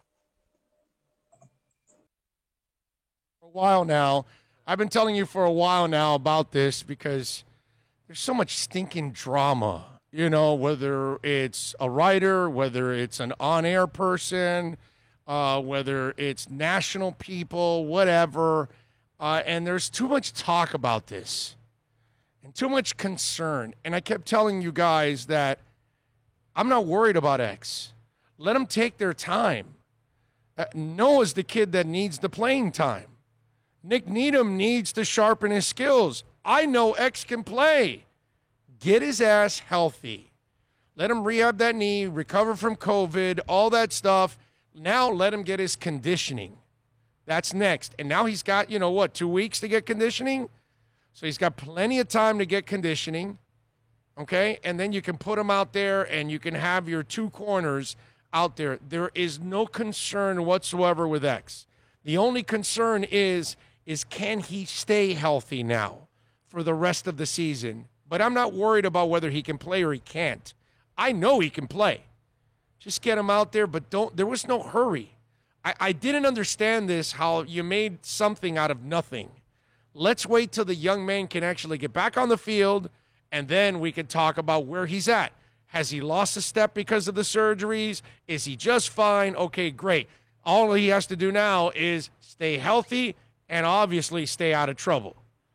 And then next offseason, you can make a move with X. You know what I mean? But it wasn't going to happen this year. This year is about rebuilding the character and reestablishing the player. And you do those things, then maybe you have a tradable asset next year that somebody is looking because they think they're a corner away from being a Super Bowl winner. Go ahead, Bill. Continue with Brian Flores today. Mike. Good morning, Coach. Earlier this week, you talked about Malcolm Perry and what you liked in him. Can I ask you this? I know it's early on, but do you see a comparison with the player you were once around, Julian Edelman, as far as a kid who was a college quarterback, converted to a slot back, and the things that he did? Do you see the early stages of that in Malcolm? Yeah, I was with Julian. I was I was a special teams assistant when he came in. But Julian's a great player. I mean, that's just what it boils down to. And I really don't like making comparisons, really in any area. I think Malcolm's got to focus on being the best version of Malcolm that he can be. So to compare him to, Julian or any other player in the league, I think it's unfair. I think he's just got to continue to do what he's doing, which is stack good days together, learn the offense, learn the kicking game, and do everything and anything he can to help this team have some success, which is what he's done. I haven't told you. Wait, hold on. Done. I would say all the the good players I've been around have taken that approach. When you start making comparisons, it doesn't work out really for anyone in any area. Am I as good as this guy? Am I better than that? I mean, let's just focus on and worry about today, getting better, and let the chips fall where they fall after that. So that's my message to him. I wouldn't compare him to really anyone. He's got to compete with himself. Any good player I've been around is taking that approach.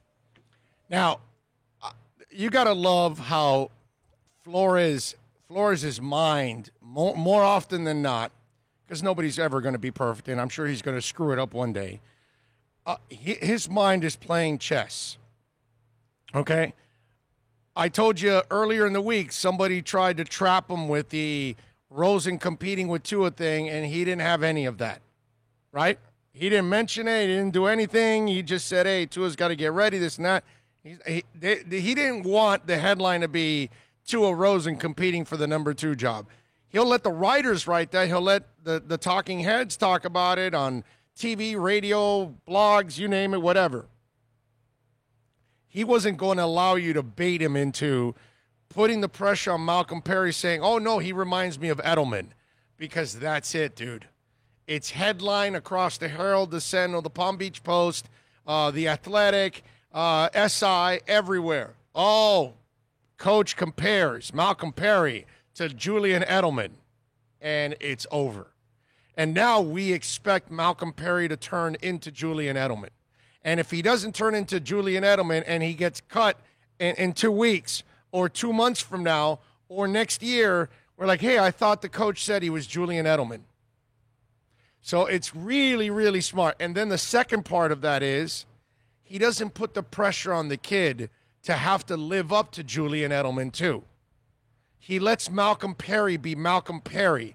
And maybe Malcolm Perry he's just a guy that helps you move the chains. Nothing wrong with a possession receiver. Maybe he's an explosive player that can help you out on special teams and as a wide receiver. Maybe he's a guy that can take the top end of the defense off.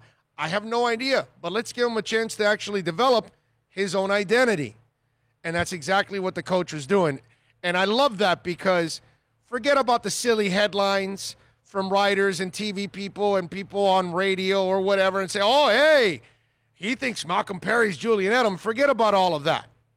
It's the second half that's the most important part. It's what the coach did for the player in that comment. He let Malcolm Perry be Malcolm Perry instead of he all of a sudden laid the burden on Malcolm Perry to live up to Julian Edelman. That would be unfair because we don't know. Malcolm Perry could be nothing and he could be out of the league and playing in the new XFL next year. He could be just a little bit less than Julian Edelman. He could be his equal or he could be better than Julian Edelman. But let's allow Malcolm Perry to grow into what he's going to be and don't allow the coach to run his mouth or the media to create a bunch of crap that is just going to get in the way. Go ahead, Bill. Alan? Good morning, Brian. You guys this week have brought back Trent Harris and Avery Moss. Given the circumstances and everything going around with COVID, is familiarity even more important when you're looking to add to your roster than maybe in years past? No, not necessarily. I think need played a big part in that, and had a couple guys banged up. And yeah, we know Trent, we know Avery, but we also worked out a few other players. So again, we're always going to try to bring in guys who we think can help this team from a practice standpoint, from a playing standpoint. So it doesn't hurt. I tell you that. It doesn't hurt at all. That we know the player, we know what type of people they are, we know how important the game is. It doesn't hurt them at all. But we're always going to try to bring in players who we think can help us. Joe? Good morning, Flo. I wanted to ask what we might expect to see in terms of today's practice and tomorrow and what you hope to get out of each day.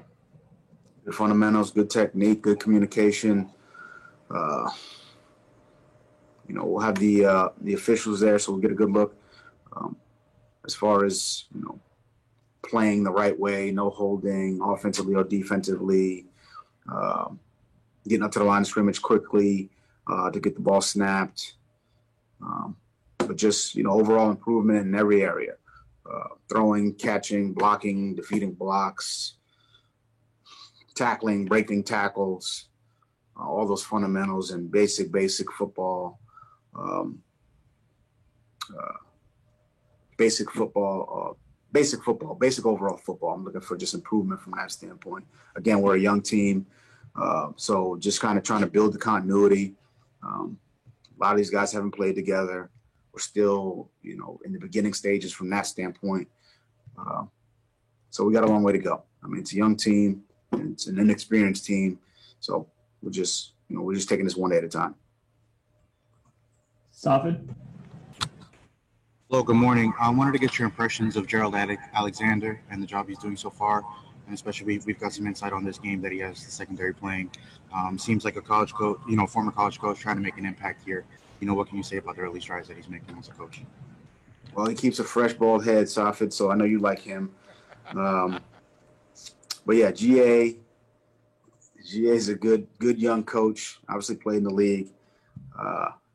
Smart, energetic for sure. I think he does a great job of communication. He's a good teacher, good young coach, and I'm excited to work with him. He and I've had a lot of conversations. He's over there coaching the secondary, so we have a lot of safeties was the first position I coached, so we have a lot of conversations about that group and some of the adjustments, some of the improvements they need to make. So, my conversations are with GA and then all the other coaches. I think we got a good young staff with Campanelli and Austin and Hobby. Charles Burks is coming along. So the same thing offensively and in the kicking game. So I'm excited about all those guys, and I'll try to keep my head shaved like he does and you do, Safid. We got time for one more. We'll go to Kyle. Morning, Coach. I want to keep the focus in the secondary real quick. I was hoping you could speak on the value of having two safeties in Eric and Bobby who have so much experience playing cornerback at the pro level and how that can help you keep your defense multiple in the back end. Yeah, I mean, it's important. So, when guys have played multiple positions and they, especially at the safety position, to be able to relive some of their corner days and some of the issues they may have had at that position and then communicate it and understand it from that perspective, I think that goes a long way. It's one thing to, try to put yourself in those shoes. It's another thing to have actually been in them. But the flip side of that is, not a lot of corners have gone down in the box and played, had to fit the run game either. So there's a learning curve and a learning process for guys who move from corner to safety or safety to linebacker or linebacker to D-line. There's always a little bit of a learning curve. I think both guys have accepted the challenge to move positions. I think it helps the communication to have been in those other spots going from corner to safety. But there's some challenges as well. I would say, fitting a run and dealing with, run fits is a little bit different for both guys. Obviously, Roe more than Bobby. But at the end of the day, I think both guys are working to improve. They're working to get better. And I'm pleased with both guys. There you go. That's the head coach addressing the media today. And obviously, safety, one of the things that he was talking about. Remember, I've told you guys from day one, they gotta be versatile, man, and you gotta have some cover skills to play at safety. And that's one of the things that it's always a trait that whenever they're looking for safeties, it's usually not going to be a guy that doesn't necessarily or can't cover. You know what I'm saying? I don't know if you still have that potted up, but we heard the computer there. Anyway, so we are close to wrapping it up here on the show, live from, of course, Craig Zinn's Acura of Pembroke Pines. We do want to remind you that come on out here, and if you come on out here to Acura Pembroke Pines, make sure you tell them that Big O sent you. The MDX 2020 model is $319. Listen, when you talk about great deals, we're at the end of the month. They always want to make some great deals. The 2021s are coming, but right now you can get 0.99% financing, as low as 0.99% financing for 36 months. The ILX is $199, folks. Plenty of great deals. You can come on out here and check out the certified pre-owned vehicles or new ones like the TLX 2020 model, which is $239 a month.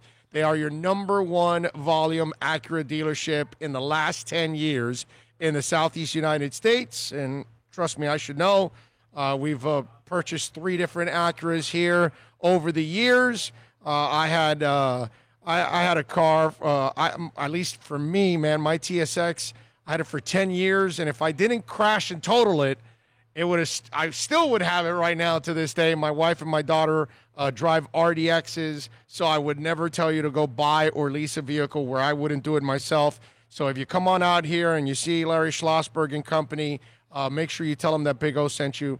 I promise you that they're going to take care of you. All right. I don't know what else do we have here on the text line. It seems like there's a lot of talk amongst you guys here on the text line, I guess. I do have a couple of music notes. Let me see if I can pull up some of the music notes for today, just to have a little fun with it. Let's see. Sterling Morrison, guitars for Velvet Underground, born on this date back in 1942. Sadly, we lost him to cancer August 30th of 1995. Let's see, who else celebrating a birthday today? Should we talk about Wayne Osmond from the Osmond family? Shania Twain celebrating a birthday today, born in 1965, the Canadian singer. She sold over 80 million albums worldwide. Jack Black was born on this date back in 1969, actor, comedian, and musician, of course. And Tenacious D is his rock duo. Who else? Leanne Rimes, by the way, is celebrating a birthday today. She was born on this date back in 1982. Let's see, what else do we have here on this day in music and music history? In 1969, on this date, Paul McCartney and Linda McCartney became the proud parents of their first child, Mary McCartney. In 1993, on this date, Billy Joel started a 3-week run at #1 on the album charts with River of Dreams. Isn't that the album that has Started the Fire crap? I think you are correct, sir. Yeah, it's a terrible song. I know you don't. Everybody loves that song. I hate that song. It's not bad, man. Everybody loves that song. Let Billy do some rapping, bro. Hey, I admit I'm the weirdo. I hate that song. What can I you say? just go buy concert shirts when you hear it at the concert. Damn right. That's my time. In 2005, Green Day was the big winner at the MTV Video Music Awards, taking home 6 Moon Men for Boulevard of Broken Dreams, which is my favorite song of theirs, actually, including the ones for the Video of the Year, Best Rock Video, Best Group Video, Best Cinematography, and Best Direction. They also won the Viewer's Choice Award for American Idiot, which is an excellent album. In 2009, on this date, nearly a year after surviving a fatal plane crash with his friend Travis Barker, DJ AM was found dead in his New York City apartment on this date. So those are some of the things that happened on this day in music history. Julius 305 gives us a little love on the Super Chat.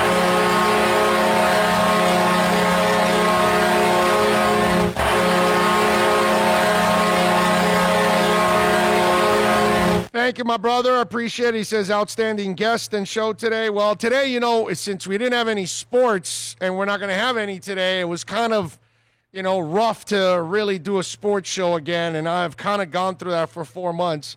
So I figured we'd take a little angle.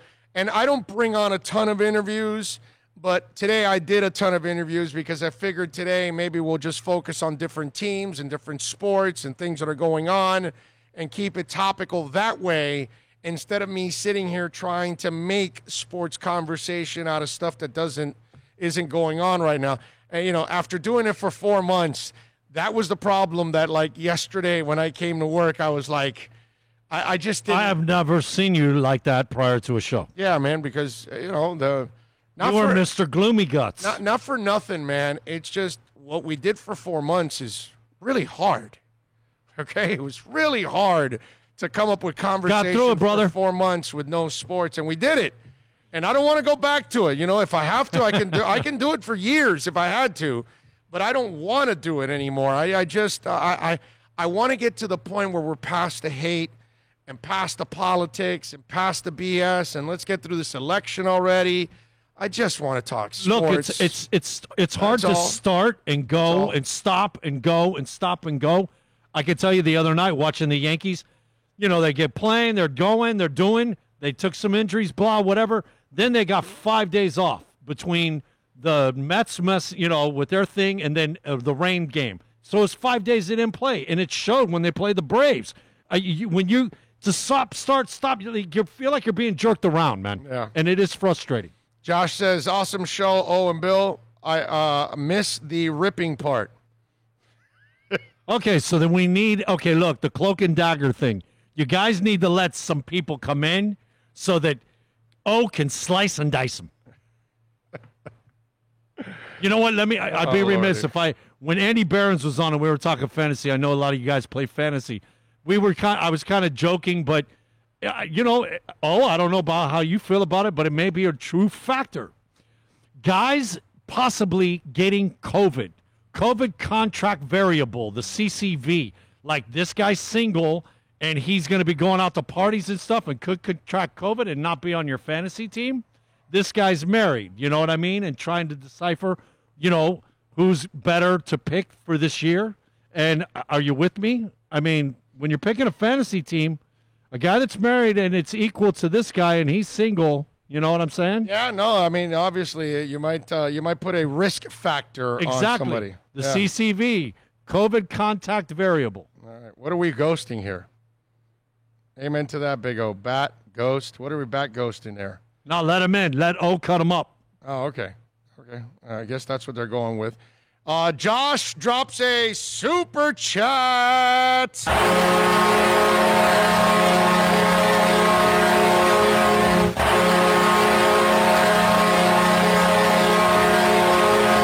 Thank you, Josh. He says, awesome show, Owen Bill, and missing the ripping part as always. So that is very nice of you for sending us the super chat. And we thank all of you super chatters out there. Josh leading the way, along with Jesse Minneapolis. Well, that was Josh's second one, by the way, of the day. Michael Mata, Julius 305, Clee Torres dropped the big super chat. Thank you all out there, as always. Wow. Recent research has shown super chat makes no sense. Yeah, you're getting focused on all the wrong sort of details here. You need to forget about all the normal rules that apply in society. Wasted no time. Super chat. I thought it was really, really, really, really, really cool. You should all be very proud of yourself. I have no response. Super chat. That was perfect.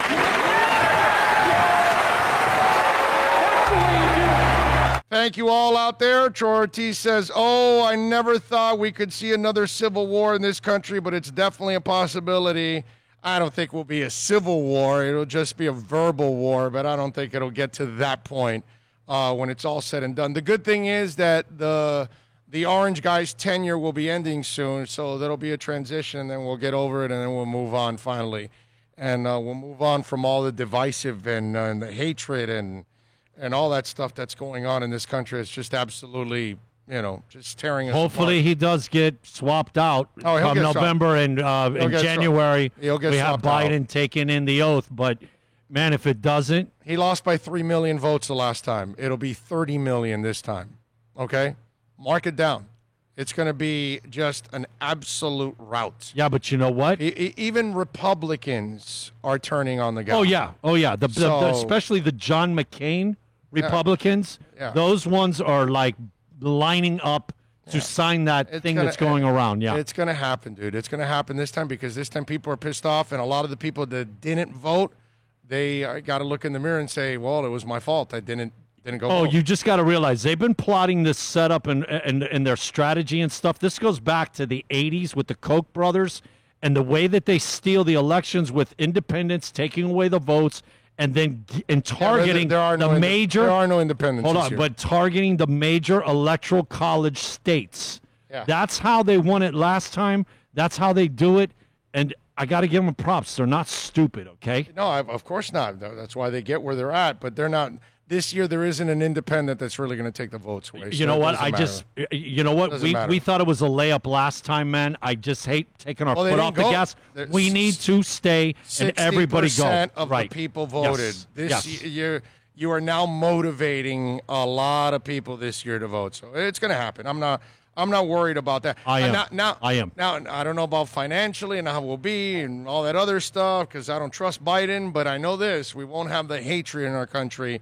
That'll go down because you won't have the guy at the top that is dividing people We need to unite as a nation, man. We need some healing. We've gone through some stuff here. Yep, no doubt about it. All right, so you all be good out there. Be safe. Hopefully everything gets back to normal, and it's all sports, dude, man. I just needed to be all sports. A little music, a little life. Not a little. A little bit more than a little. A double dose. Music, a double little dose. life, but I just want to eliminate the damn stinking politics from all of this. Anyway, you all be safe out there. Please wear your masks. Let's wash your hands, please. We're the death rate is still way, way too high. We had over 1,100 dead yesterday.